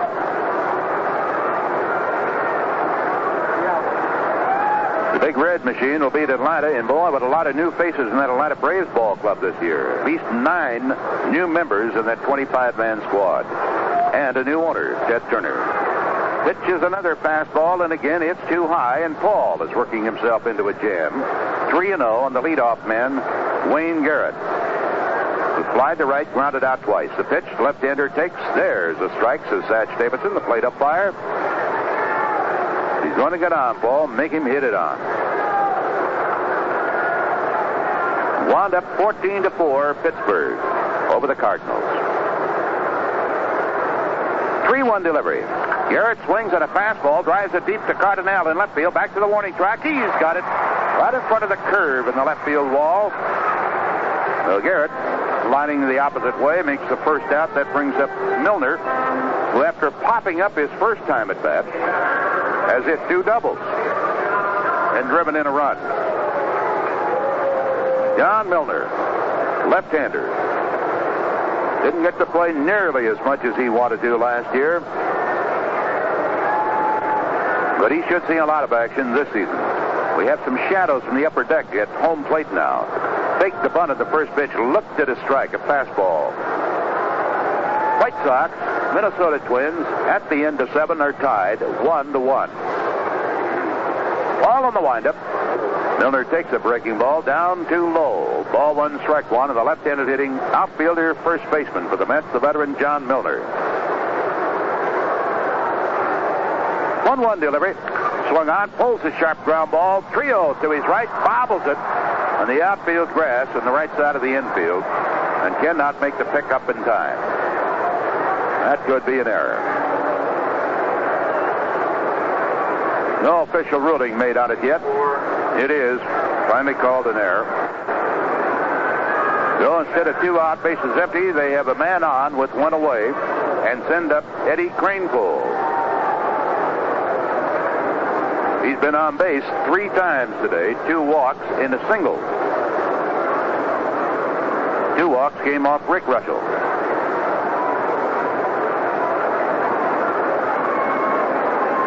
First pitch, fastball, taken for a strike, away from the big left-hander. Kranepool, 6'3", native of the Bronx, New York. He had an outstanding season with that batting average last year of .323. Didn't show much power, 4 homers, drove in 43 runs. The pitch goes after a fastball up and in, and he fouls it out of play into the upper deck on the third base side, almost on the line of the plate in first. So Paul Russell is out in front of Kranepool. Strike 2 count. They get now 31 years old.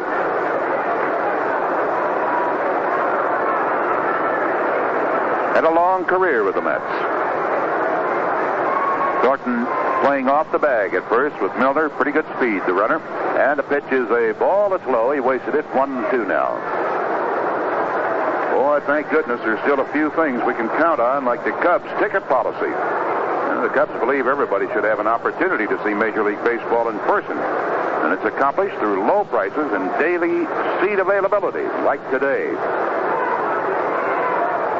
1-2 delivery coming up. Instead, he lobs one over to Thornton, and Milner falls safely onto the bag, just in front of the Cub first baseman. More than 21,000 unreserved seats, priced at $1.25 and $2.50, go on sale here at Wrigley Field the morning of every home game. 1-2 pitch, fastball very high, ball 2, strike 2. And that includes tomorrow, so come on out. Tom Seaver goes for the Mets against Ray Burris. Game time tomorrow will be 1:30. Mets will also be here on Thursday. No baseball this Friday. The Cubs will be here Saturday, Sunday, and next Monday, Tuesday, and Wednesday. 2-2 delivery is a fastball swung on. A hard one upper backhanded by Trio. Goes to Rizzetto, the relay. Double play.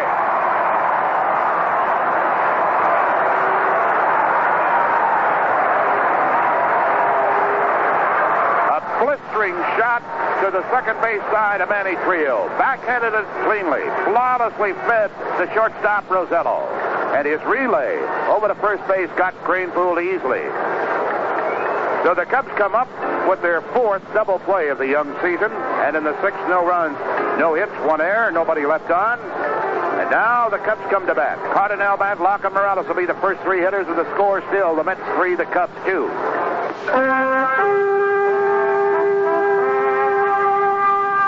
What makes Old Style a great light beer? Where it's brewed and how it's brewed. That's why Old Style is double brewed in God's country, where the water is crystal clear and flows from springs deep beneath the floor of a beautiful valley, some say all the way from Canada. With water this pure, when you brew a beer once, you've got a good beer. But when you brew a beer twice, you've got a great light beer. This double brewing process is called poisoning. Poisoning is a traditional old-world process, the most natural way to brew beer, and the most expensive. Try Old Style, pure brewed in God's country. G. Heilemann Brewing Company, La Crosse, Wisconsin.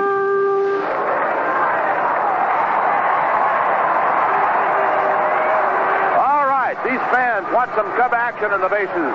And little Jose Cardinal, one of the darlings of this ball club, is leading off the inning against Craig Swan. He swings, fly ball, right field. It should be caught by Kingman. Having a little trouble with the sun, but he's there. And he makes the catch after pulling down the glasses and shading his eyes with a glove. So Jose out on one pitch. Before Bill Matlock steps in, let's pause for station identification. This is the WGN Chicago Cubs Baseball Network. This is WGN Radio, Chicago.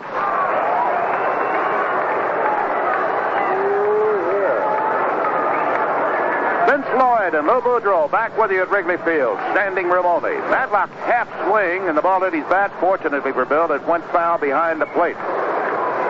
He had really wanted to hold up on that one. Can't remember a prettier day, so far as the weather is concerned, for an opener at Wrigley Field. It's just absolutely beautiful.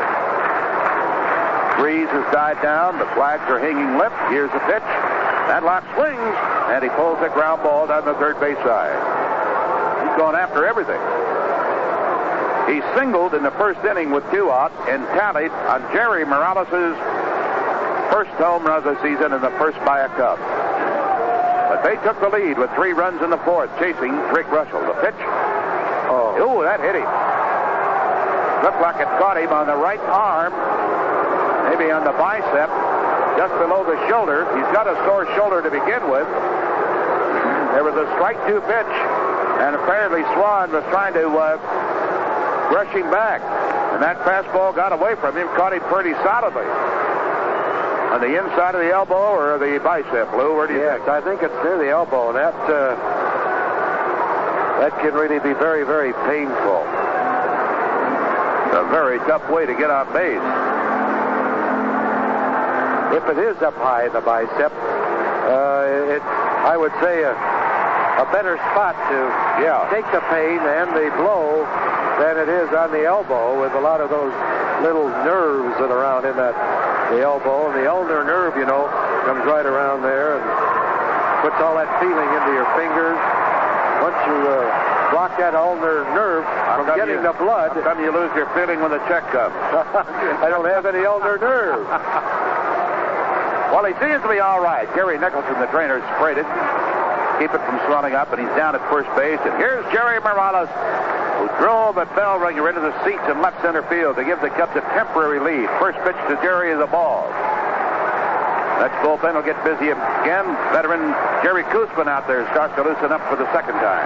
Here's the pitch to Morales. He goes after it. Hits it high and deep. Kingman at right. Retreating. Turns. Back to the line. In the basket. Bell ringer for Morales. Cubs lead 4-3.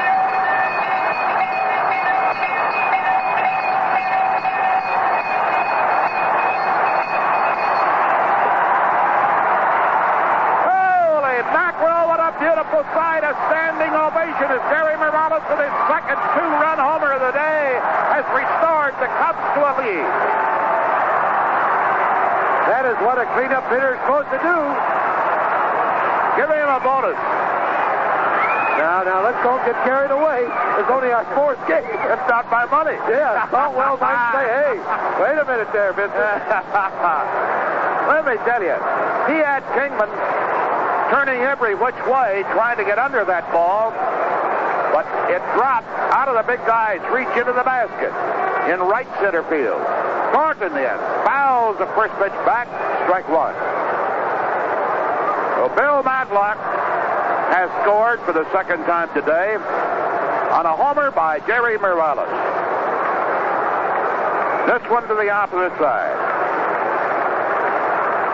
Wind up in the pitch. Thornton looked like he wanted to drop a bunt in front of Wayne Garrett. The third baseman has been playing him deep. He took the pitch outside for a ball. Standing room only at Wrigley Field. An opening day for the Cubbies at Wrigley at this ballpark. After taking 2 out of 3 at St. Louis. 1-1 pitch. Curve swung on, gets high and deep. It looks like it's out of play, fouled on the left field side. What were you going to say, Lou? I said they're still buzzing about Morales' home run to the opposite field.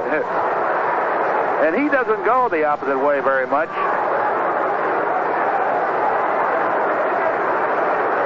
Well, when it's for your side on opening day, well, when it's for your side anytime, it is beautiful. But on opening day with the sun shining brightly, what a glorious, glorious sight that was. 1-2 pitch, fastball in tight, 0-2.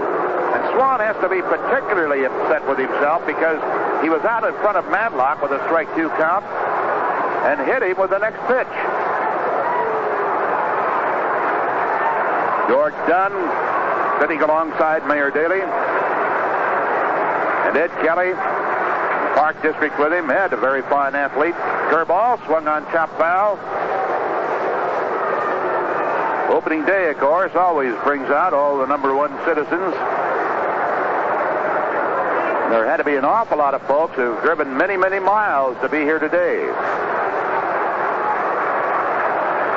And they're seeing a super ball game. 2-2 pitch. Fastball swung on, a mountainous high fly ball to Unser in center field. He comes in a few steps, is waiting. He's got it.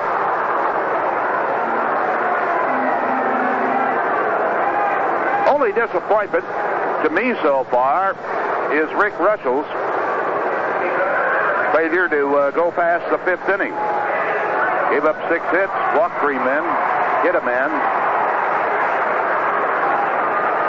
He has not had much success against the Mets historically. Now Manny Trio with 2 out, bases empty, swings, hits one on the 5th, rolls it out to Harrelson. The veteran charges in, has it, throws to Greenpool, and the Cubs are retired. Vince, would you say that Morales chopped down a tree limb on that swing? That's what the ball was. Yeah. Really up high. He likes that pitch up there, doesn't he? Most hitters do. They can see it better, I guess. Well, you look at the scoreboard, and you can see it very clearly right now at the end of 6 innings. It's the Cubs 4 and the Mets 3. That's a great example of when managers and pitching coaches keep saying to their pitcher, keep the ball low, keep it down. Yeah. Because the percentages are against you that a hitter can gulp a ball out of a ballpark. They have. Yep. Ted Williams was a great low ball hitter. But very few of them can What pitch could not he handle? The one in the dirt? Behind him. The one that he's sitting down on when you knock him down. That's about the only one. He was something. Still the greatest hitter I ever saw. I think I have to agree. From that left side of the plate, it's a little different from one side to the other. You'd be surprised.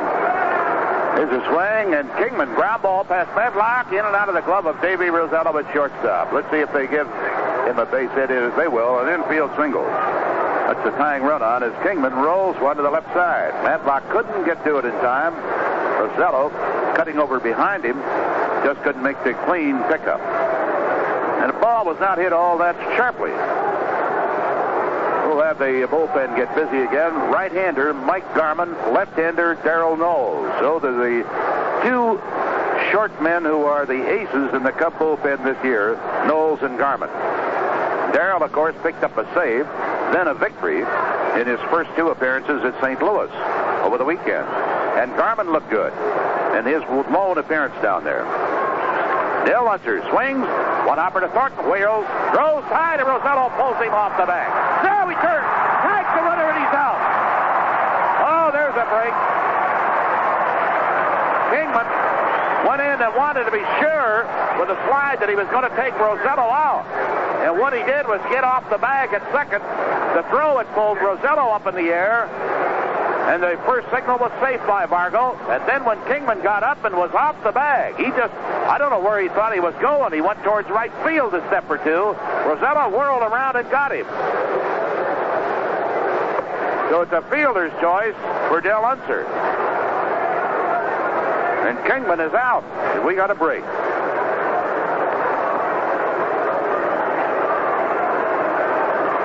Here's Felix Meehan, who's doubled today at a walk and a ground out. He scored a run. It is 4-3. Morales, with a pair of home runs for the Cubs, has batted in all 4 Cub runs today. Meehan takes the ball. Now, Vince, this is a spot where Meehan is at his best, hitting and running, moving the tying run into scoring position. He's checked signs with Eddie Yost, his third base coach, crouching way out over the plate. About 10 or 12 inches of that bat handle showing below his bottom hand. He swings at a pitch, lots of fly ball to Morales in right. He's under it. And he reaches up one-handed, as he so often does, makes the catch easily, gets the ball into the infield, and there are 2 gone.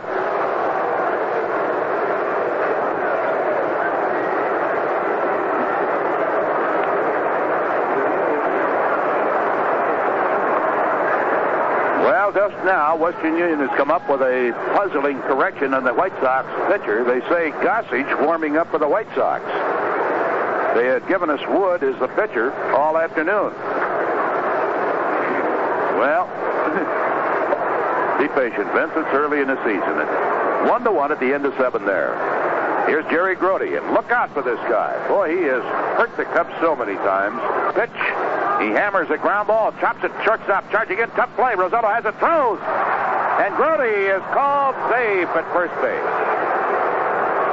Thought they had him.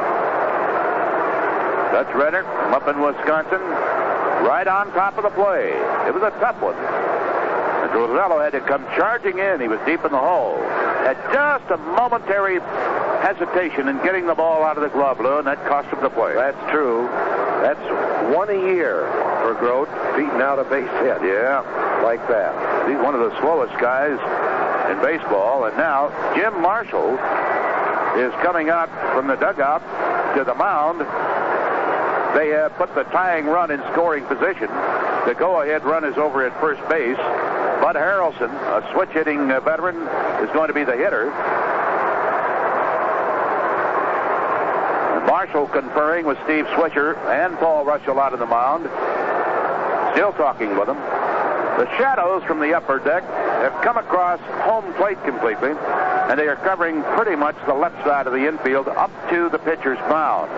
The left field out corner, the outfield, is in shadow. Everything else, bright sunshine so far. Fans sitting in the box seats behind first base and way down to the right field line, and the bleachers are still enjoying the warmth of the sunshine on this Tuesday, April 13th. And the Cubs are leading 4-3. Marshall is leaving Paul Russell in there to face a very pesky hitter, Bud Harrelson. He's walked, singled, and lined out. Monday plays him way over in the left center. Looked like he had a notion to bunt. Took the pitch, and it's a strike. He hit one his last time at bat, which Monday didn't have to move an inch for. If he pulls one, everybody will score. Even Jim Janik from his box seat. No, he won't leave those sandwiches. He may run out there with them.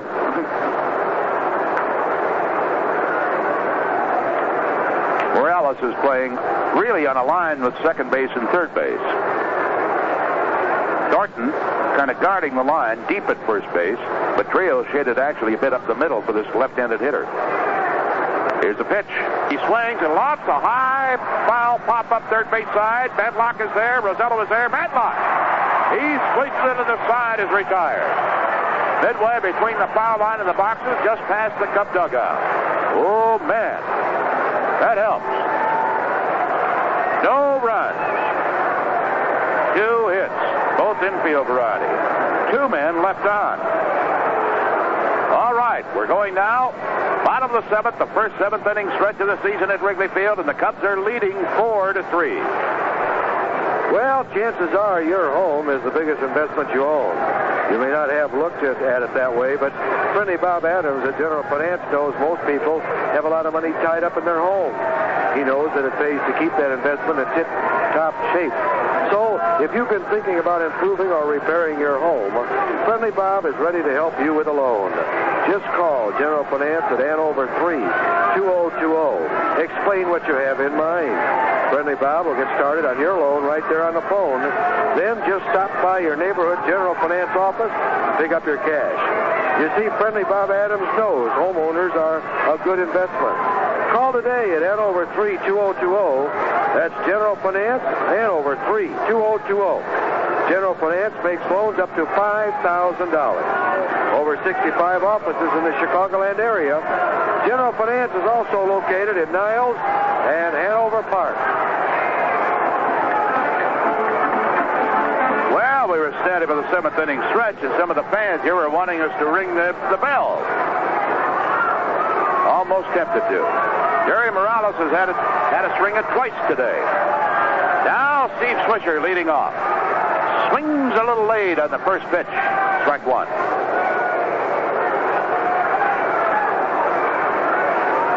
Craig Swan has finished 6 innings. The only guy that has really given him a headache today is Jerry Morales, with a pair of 2-run homers. One into the basket in right. Here's the pitch. Swisher swings, hits one into left field. It should be caught by Milner. He's there. But he hit Swisher almost on the fist with that one. Now the batter, Davey Rosello. He is 0 for 2 today. Swisher, by the way, is now 0 for 3. But he's made some contact.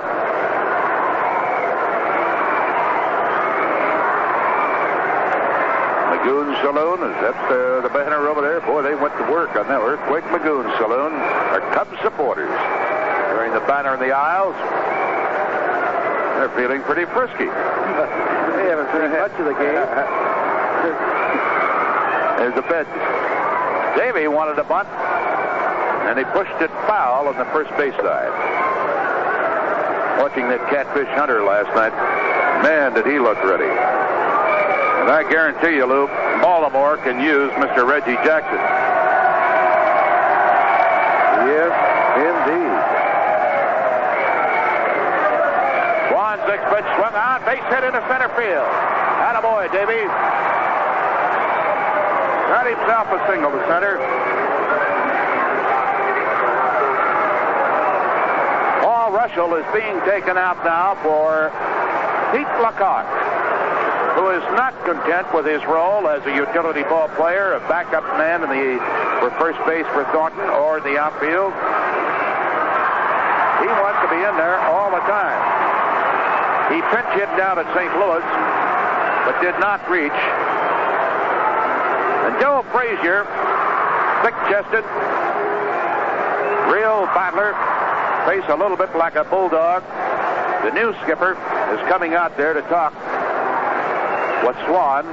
He has Jerry Koosman out there in the bullpen. And he says, "Kid, give me the ball." So the Mets are going to make a pitching change. Jerry Koosman is coming in from the bullpen. Now Marshall, of course, has the option of switching from Lecoq to a right-handed batter if he wants to. With the score, the Cubs 4 and the Mets 3. Bottom of the 7th inning with 1 out, a man on base. Let's take time out for this message. You'll be Swan leaves after working 6 in the 3rd innings, gave up 6 hits, including a pair of 2-run bell ringers by Jerry Morales. He struck out 3, walked 2, hit 1 man. And now Koosman, who's been primarily a starter for the Mets in his career, wearing glasses. And George Mitterwald is going now to bat for Pete Lecoq. Koosman has to face him. The pitch. Mitterwald swings and pops it up. Neon, the veteran, second baseman, going over in the grass behind first, collars it easily, but 10 feet inside the foul line. 2 gone, Rosello holding at first base, and that leaves Monday to battle it out with Koosman. Cubs are leading 4-3. Frick singled, and the third was thrown out trying to steal. Morales was thrown out after he led off the fourth inning with a walk. He was thrown out trying to steal, so the Cubs are 0 for 2 in the stolen base department today. And Monday sandwiched that single in between a pair of strikeouts against the right-hander. Guzman with a throw to first base. Rules spell it out very clearly that you have to step. Left-hander in a case like this, he has to step towards first with that right leg when he's going to throw over there, as he does now. It's interesting to read Joe Morgan's comments. He says it is easier for him, Morgan, to steal against a left-handed pitcher than it is against a right-hander. He can study their moves better. Here's the pitch.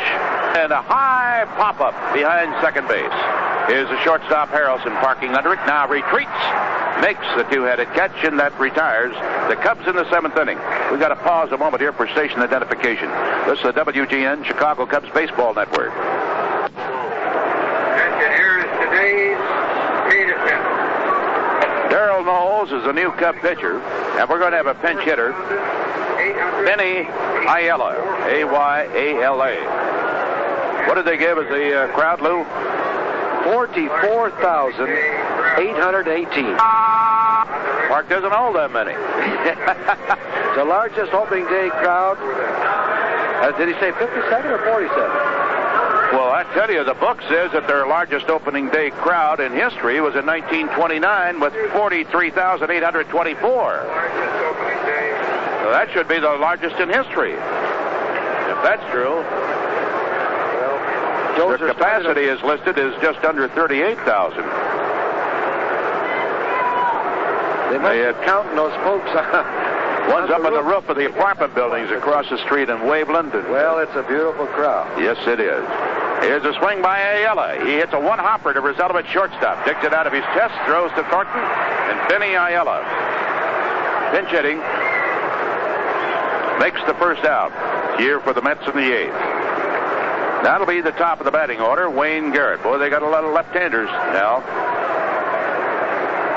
Milner due up next. After Garrett is a lefty, so is Greenpool. But when Darrell Knowles is right, it really doesn't make any difference to him, whether it's a lefty or a righty. First pitch is a strike call.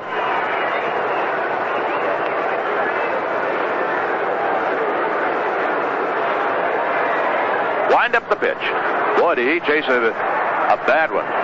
Curve that was down and away, about a foot off the plate. And he went after it. Strike two count. Do it again.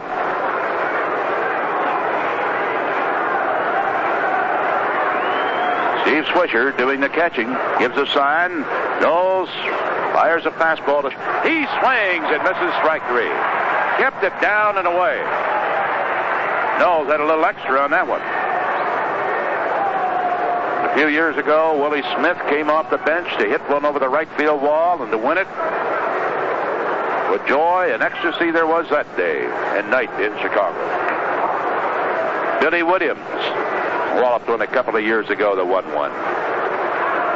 Now Johnny Milner stepping in, and he takes one for a strike.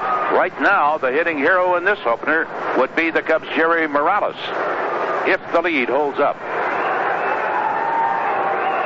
Knowles winds. Fastball swung on at a high, deep fly ball right field. That's a lot of trouble. Morales chasing it. Look out. It is a new ball game. Johnny Milner got under that one and rolled it all the way down the right field corner. Barely fair. And this game is tied 4 apiece. Well, let me tell you, that could have hit the yellow screen, which extends from the foul pole. That's how close that ball was to that foul line. I was hoping suddenly we'd get a wind that would blow it foul, but no such luck. There is no breeze right now. Morales went right down to the corner, in front of the 353-foot mark to watch it. Nothing he could do about it. So it's tied on the homer. And here's Greenpool swinging, hitting one down the left field foul line. That could be trouble. Cardinal comes over and he grabs. Whoa! Dropped the ball. Now picks it up, throws to second. Greenpool goes in there. Cardinal is charged with a two-base error. He had to make a long run for the ball. But it looked like just as he got to the foul line, he had it, that he would be able to hold on to it, but he couldn't.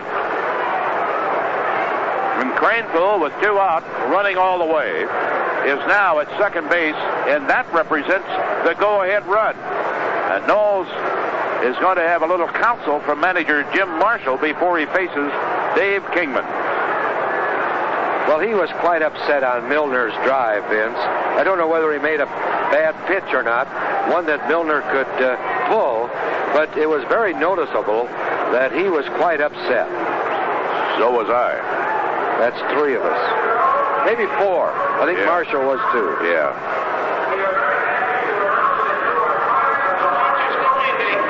That was Milner's first homer this year. The crowd has just been notified here that they are a part of the largest crowd, the largest in history for an opener at Wrigley Field. The capacity, as we mentioned earlier, has been reduced to 37,741, but somehow they managed to squeeze in 44,818. And we only charged half price for those we let into our booth today, which I think is very fair of us, Lou. Yes, indeed. As long as they came with a little gift, it was half price. The Council of War, Marshall and Knowles, was what to do about Kingman. They elected to walk him intentionally.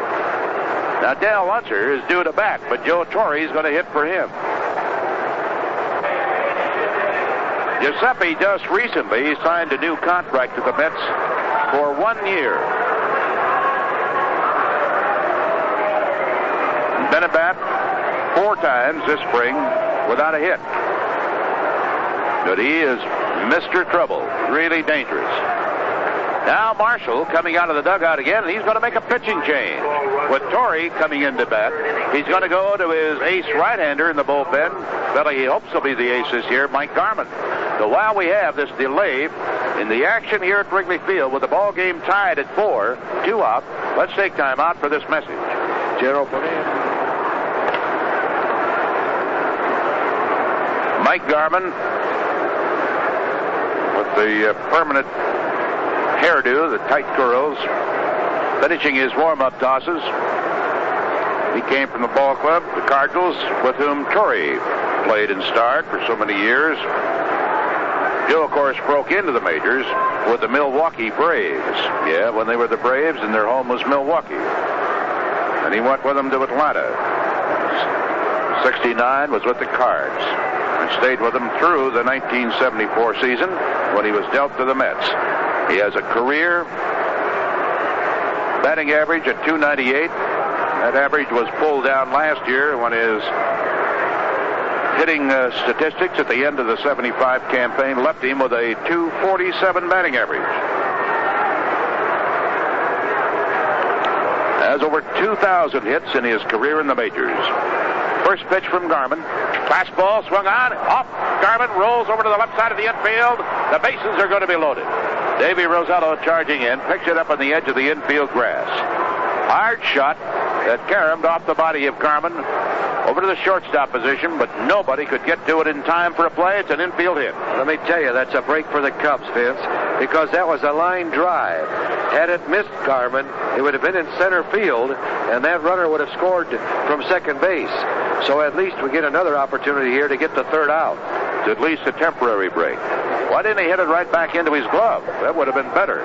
Well, Garman turned, and his glove wasn't where he was hit by the ball. We're going to have to give him an extra one. He is by no means out of the woods. Felix Millan is the batter. Millan, a double and a run scored in this ball game. He's 1 for 3, 3 for 13 for the year. Hit .283 last year. Tough man in a spot like this because he makes contact. Wind up by Garman, the pitch. He swings, drives one to center field. Monday is there. He's got it. Holy mackerel. Line drive to Monday, who plays him almost perfectly. If he hadn't been playing way in on it, that ball would have been in there. A home run by John Milner in the 8th inning ties it up. After that, an error, an intentional walk, and an infield hit. 3 3 men left on. The Mets have had a million opportunities today. They've left an awful lot of men on, and the Cubs are coming to bat in the bottom of the 8th before this record crowd with the score tied 4-4.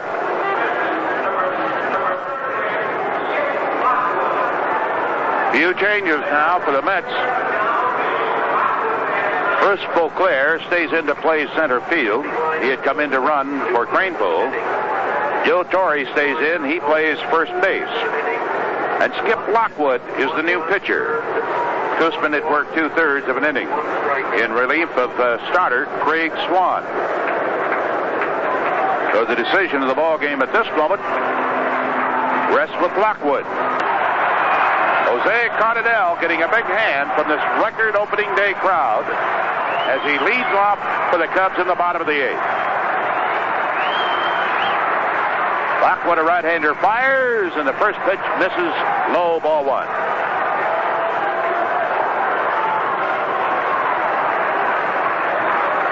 Gets aside, winds, delivers, another fastball, letter high strike. Jose loved to get this inning underway by reaching one way or the other. Wind up the pitch. Swung on at a high pop-up in the shallow left center field. It's going to be caught by Beauclair. The rookie is there. After losing his cap, he makes the catch.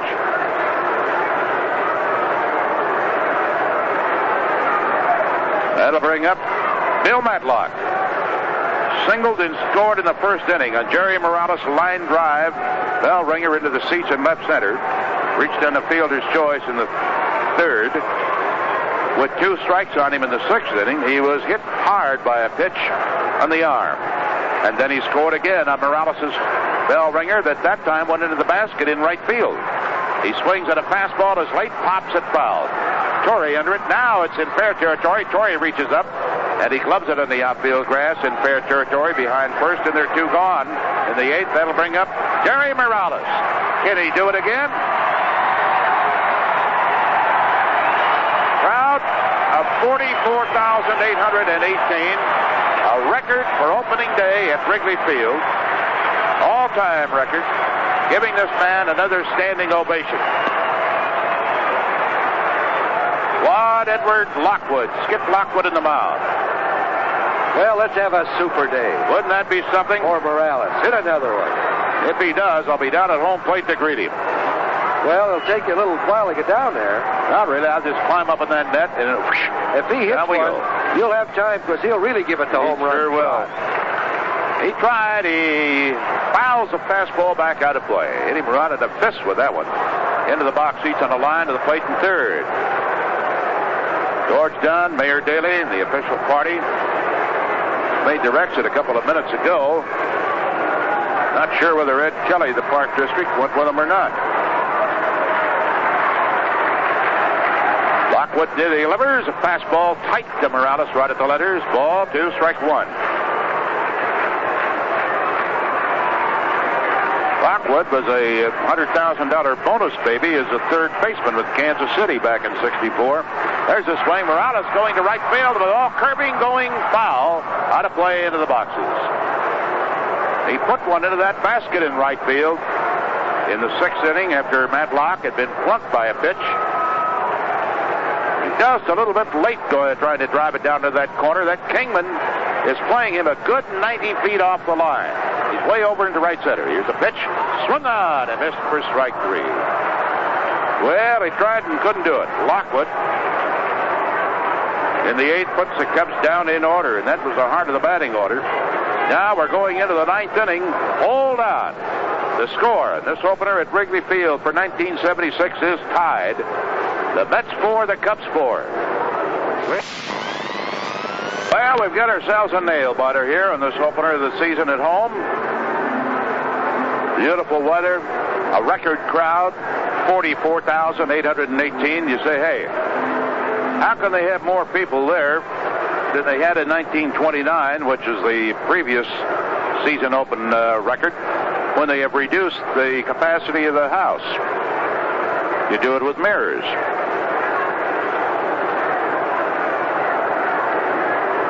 Jerry Grody to lead off, and he'll be up there with one thing in mind. Try to give him the lead. Takes the first pitch from Garman. It's a strike. Same two clubs go at it tomorrow and on Thursday. No baseball at Wrigley Field on Friday. Garman winds. Here's the pitch. Grote takes. It's a strike. A beauty. Kept it inside that time.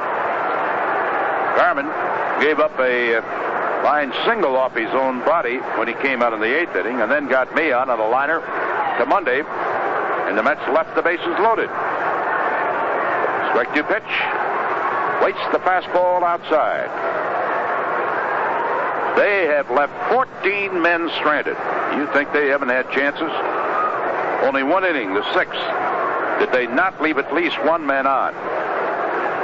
1-2 delivery. Too high with a fastball. Ball 2, strike 2 to the veteran Grote. 44,818. Garman winds. Mike's pitch to Grote just missed outside at the knees with a fastball. 3-2. The newest member of the Cubs, an old friend of yours and mine, Randy Hundley. Yep, he's back with the Cubs. 3-2 pitch. He lost him. Missed downstairs. After being out in front of Grote, Garman winds up walking the leadoff batter in the 9th inning of a tied-up ball game. That could spell real trouble, Lou. Yes. With Harrelson, who, as we've mentioned several times, a magician with a bat, he can bunt, he can make contact. So all now we get a chance to see what the new skipper of the Mets has in mind, whether he's going to let Harrelson hit away or bunt. Lockwood is due up next. Here's the pitch. Swung on, could be 2. Trio bobbles the ball, has only one play left. He could have for sure had the force play on Grote at second because he has no speed, but he bobbled the ball. Finally, when he got a grasp on it, all he could do was throw to first base to get Harrelson, so that has the effect of a sacrifice. And go-ahead run now is in scoring position. And Skip Lockwood, the pitcher, is going to step in. Now remember, he started out as a third baseman in professional ball. Not a real patsy at the plate.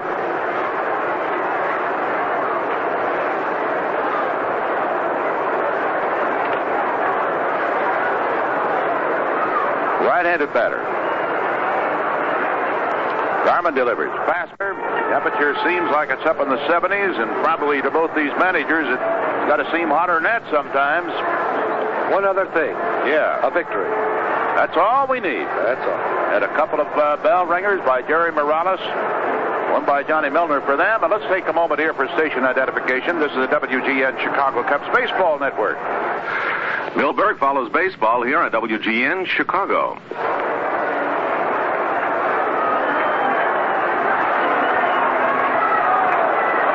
Sun is still shining, but only those fans in the first few rows of the upper deck down the left field line and the fans in the box seats down the right field side, and most of them in the bleachers are in the sunshine. Andy Thornton, who's got the power to win it, steps in. The pitch by Lockwood, swung on.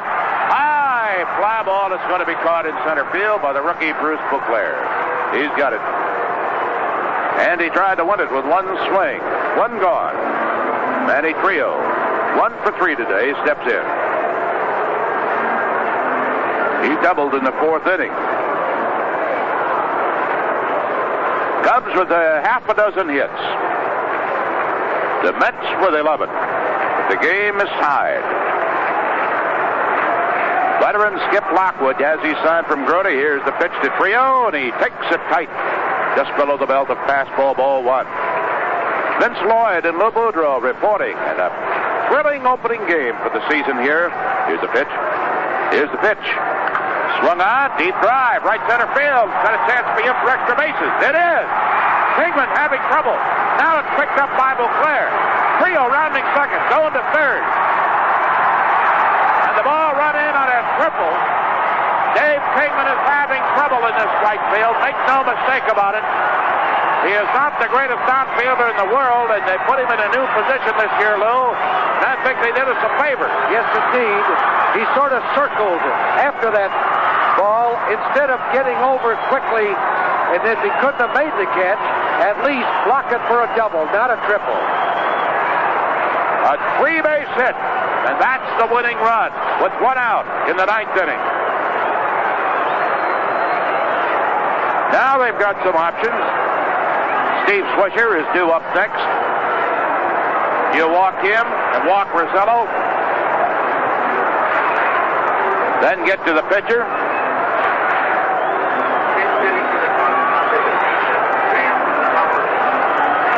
Jeff Summers had been summoned already by Jim Marshall to pinch hit, the left-handed swinger. The outfield, of course, comes in immediately after that triple. Torrey turned around, waved everybody in. They're going to put him on intentionally. Now the event they have to face Rick Funday, they've got a left-hander, Tommy Hall, throwing in their bullpen. They were disappointed with the way Hall pitched last year. Joe McDonald, their general manager, went to him in September of last season and told him in no uncertain terms that he was very disappointed in his pitching with the Mets last season. He used to be with Cincinnati. McDonald says, right after I scolded him, upbraided him about that, he says he went out and he just pitched a super game for us in relief. They may be calling on him here as they have him throwing in the bullpen. Davey Rosello is being called back to the dugout. Joe Wallace, Tarzan Wallace, who was such a sensation last September when the Cubs brought him up from the minors, is going to pinch hit. He's twirling that metal bat, very slender one, swinging it over his head, twirling it. Now they have walked one man to put runners at first and third with 1 out. They're going to put him on intentionally. There's Tim coming out again. Now he had used Summers and Wallace as left-handers as pinch hitters. Both were walked intentionally.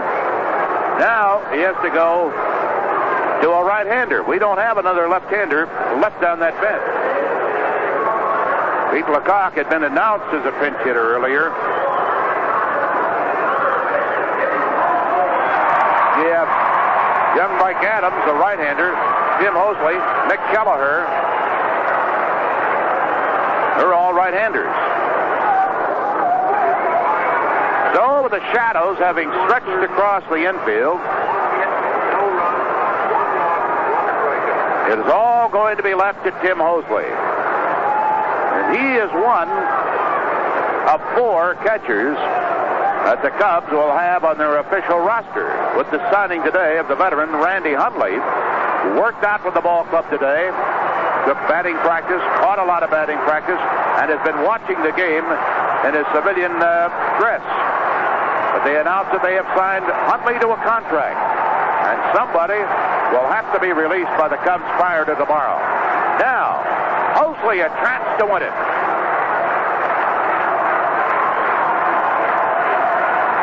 Ninth inning with 1 out, bases loaded. Lockwood from the stretch. Here's the pitch. Swung on and missed for strike 1. What a rip. The outfield is extremely shallow. They look like they could almost shake hands with the infield. Game is tied at 4. Start of the 9th inning. Opening day in a record crowd. Tied at 4. He swings and he pops it up. Holy mackerel. Harrelson back coming under the grass. He's not going to let anybody else near the ball. He makes the catch, gets the throw into the pitcher or the third baseman. Gee, buddy. He hit it straight up the chute. Give Lockwood a lot of credit. It was a good pitch. Mosley had to go after it and popped it up. In that situation, you know that the nerves have got to be trembling somewhat in both the pitcher and the hitter. Now, he has had the left-hander Tom Hall throwing in the bullpen, I would have thought, for just this situation. But Hall is still out there, and Skip Lockwood is still on the mound. Bill Frazier, I believe, is going to go with the right-hander against Monday, who could be a real hero. Now the outfield drops back to normal depth. Lockwood winds. Here's the pitch. Swung on and a high fly ball. Center fielder coming in. Harrelson going out. Who's going to get it? He does. It is in there for a base hit. The Cubs win. A high pop single in front of the diving rookie, Bruce Beauclair, and the Cubs have pulled it out. They have beaten the New York Mets this afternoon before this record crowd 5-4. So let me tell you, there were so many thrills here this afternoon, starting with the opening ceremonies, the Maine South Band, the color guard from the 86th Reserve, singing of the national anthem by James Darren, and then this ball game. It looked for a while as though there was only going to be one hero, little Jerry Morales, which first time at bat gave the Cubs a lead with a tremendous line drive home run with Matlock on base. That was into the seats in left center. And then in the sixth inning, after Matlock had been hit by a pitch, Morales put one into the basket in right field. His second two-run homer of the ball game. But it turned out to be a little blooper off the bat of Rick Monday that fell safely in front of the desperate dive of the rookie center fielder, Bruce Beauclair, that brought in Manny Trio with the winning run of the ball game in that ninth inning. 2 hits in the inning, a couple of intentional walks. And Mike Garman, who today was the 4th Cup pitcher, got the victory. He worked 1 in the 3rd innings in relief. And Skip Lockwood, it looked like he was going to escape a terrible, terrible jam, is tagged with the loss. The Mets wasted so many opportunities. They left 15 men on base. They out-hit the Cubs. They 11 to 8. The Cubs committed 2 errors. The Mets none. Before this record house, Lou, this has to go down as one of the truly exciting openers at Wrigley Field in their history.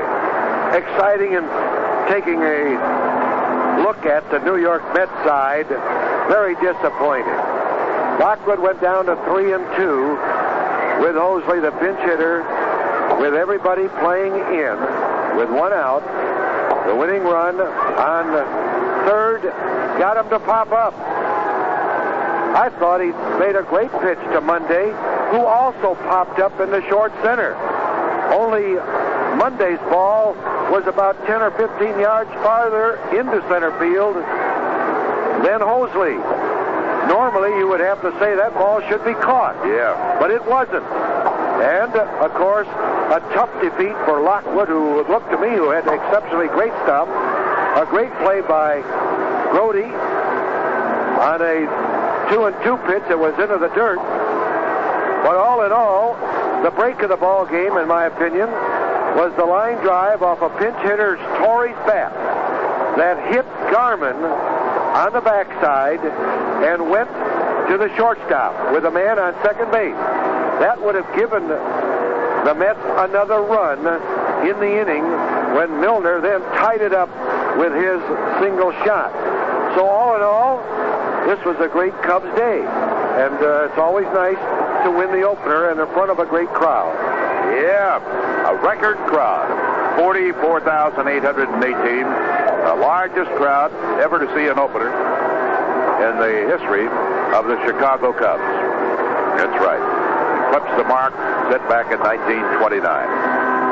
And thrills and excitement right down to the last pitch of the ball game. And the Cubs wind up winning it 5-4. We'll be right back with a word about tomorrow afternoon's ball game.